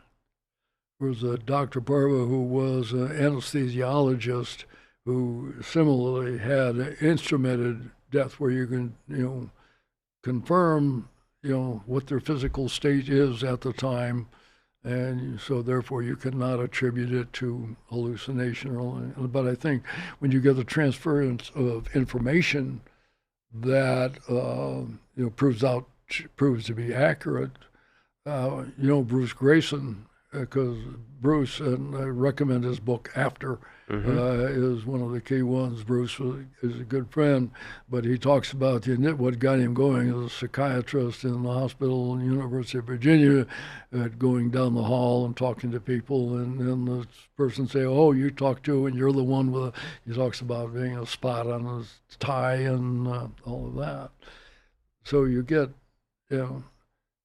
externally verifiable information that there's not any normal means of that being transferred. My dad had one during an operation, and he knew what was going on. How about shared death experiences? Have you looked into those? Oh, you can't not. Let me digress just a bit, but, Sure. but this has to do with the progression of NDEs. I say we came into it. Well, IONS was formed late 70s. We're talking about near death, and we would, frankly, and ION never would have considered having mediums or things like that involved in the whole after-death communication. They're now the rock stars at the conferences and whatnot. So you have had kind of a progression from NDEs. Now, what you're talking about, shared death experiences, is one where there's multiple people, not that are dying, but that are sharing the experience, and some of them continue on, and humans, and you talk about things like physical changes that take place, or the shapes of the room and whatnot. Another one that's getting terminal lucidity is an issue that's now arising, and you can sometimes get shared death. This is where people who have been mentally incapacitated for a long period of time, shortly before death, start talking to relatives and seeing entities. Even when their brain is diseased, like from Alzheimer's or something, they're lucid. Yep. And this is a field that's sort of evolving. So you had instant near-death communication or near-death studies, which is this a real kind of thing? And numbers, and these cases are in the millions. I mean, I was surprised that flying traveling quite a bit, and you talk to people, and how many people say now. Again, this gets back to all was there, so it's a matter of awareness and acceptability that it's okay to talk about these things, and an openness of it. At the time, Ghost and any number of other movies and TV programs has now become kind of standard issue things, but.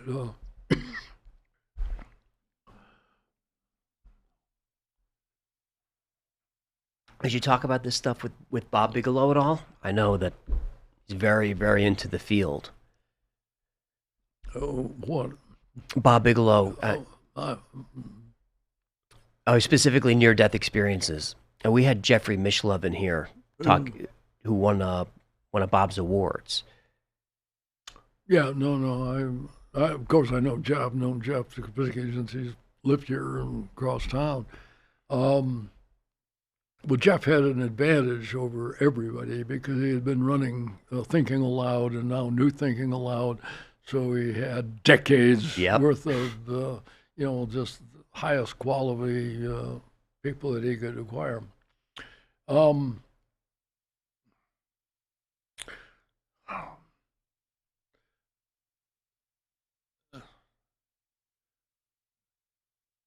Not quite sure.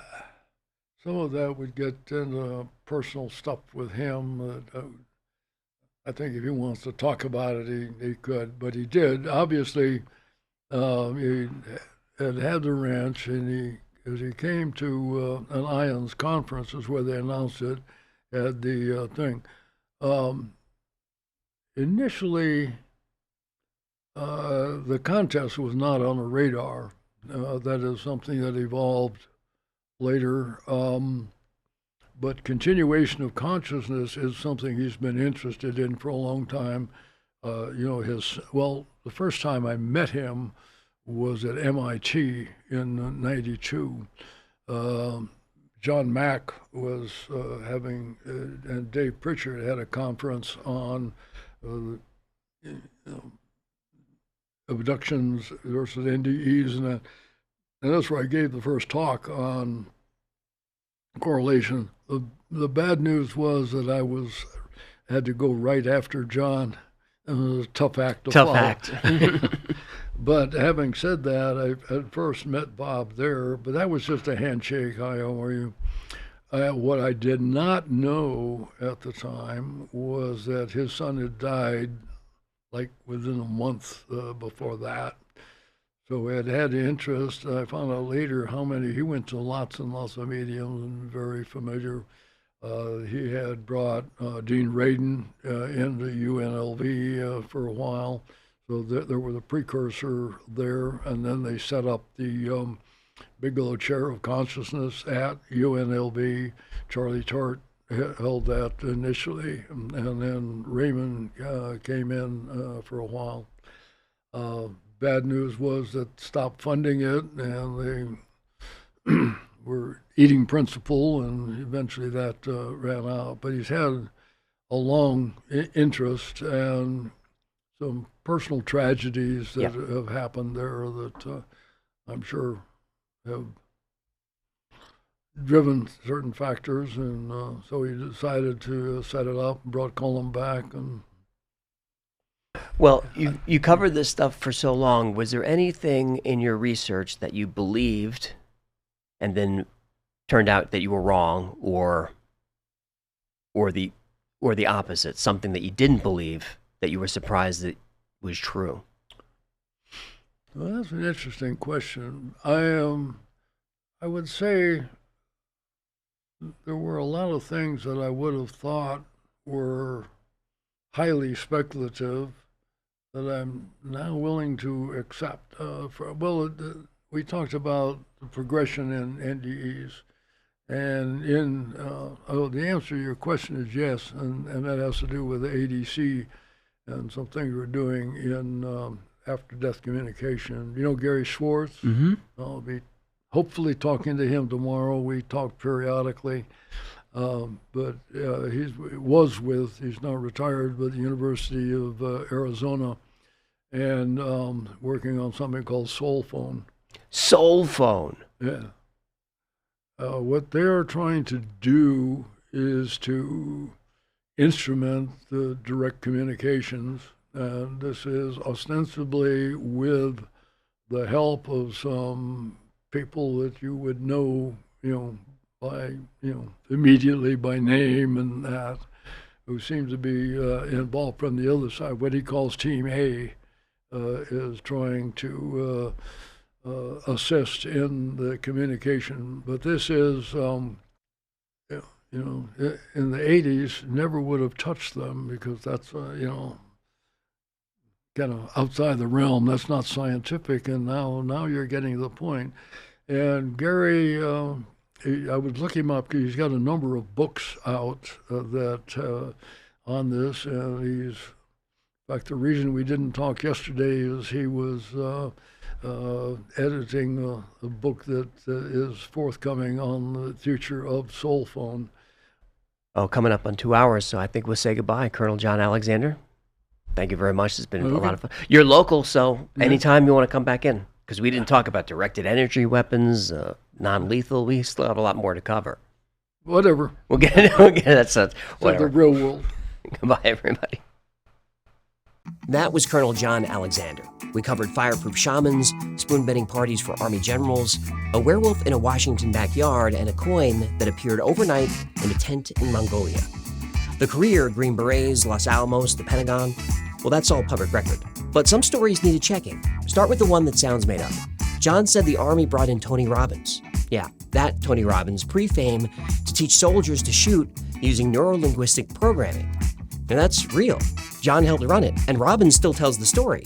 Everyone qualified in a day. The Army fixed its pistol scores with the future king of the firewalking seminar. I love this job. Now, the white cells. Researchers wired people's own white blood cells to a chart recorder in another room. John's personal result? He could beat the polygraph, but he couldn't beat his cells. When the Army convened a scientific panel to judge the weirdness, John took them to the lab.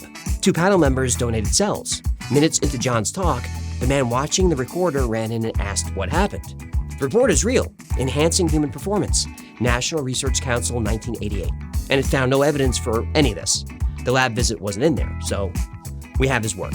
But the story that got me isn't from the lab. In the late 70s, John attended a workshop on death and dying. then mailed the teacher a thank you note.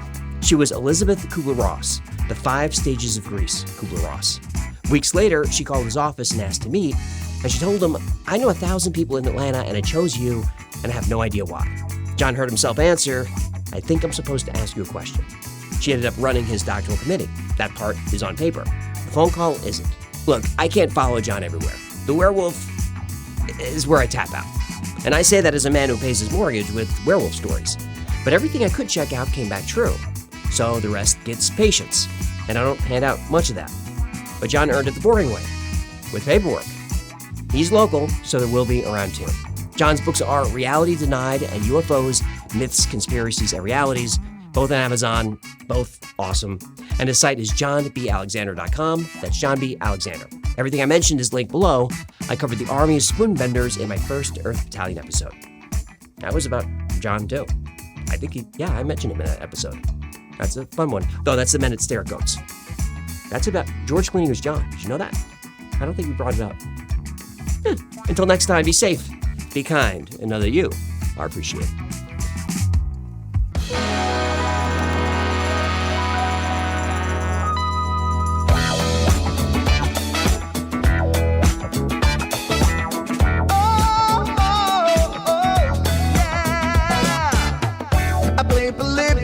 In Area 51, a secret code inside the Bible said I would.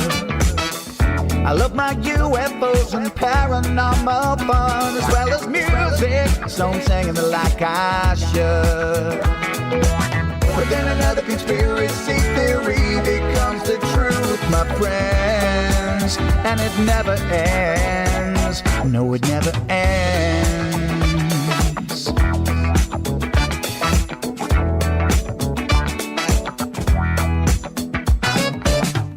I feel the crap cat and got stuck inside Mel's hole with MK Ultra, being only too aware. Did Stanley Kubrick fake the moon landing alone on a film set, or were the shadow people there? The Roswell aliens just fought the smiling man, I'm told, and his name was Cold. And I can't believe I'm dancing with the fish. Head to fish on Thursday nights, Wednesday J2, and the Wi-Fi's happening all through the night. All I ever wanted was to just hear the truth, so the Wi-Fi's on repeat all through the night.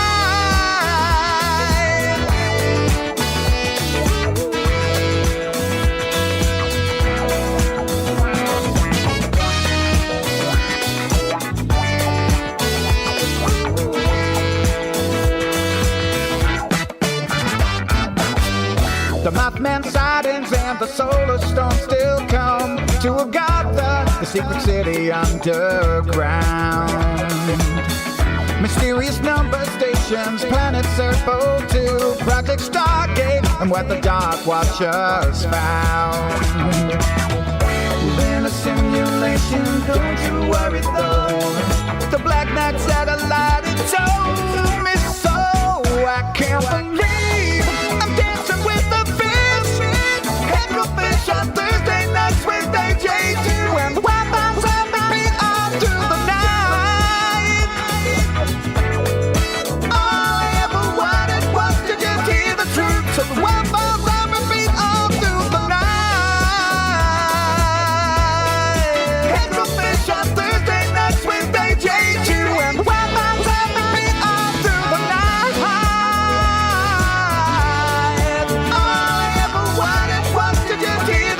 So the Wi-Fi's on repeat all through the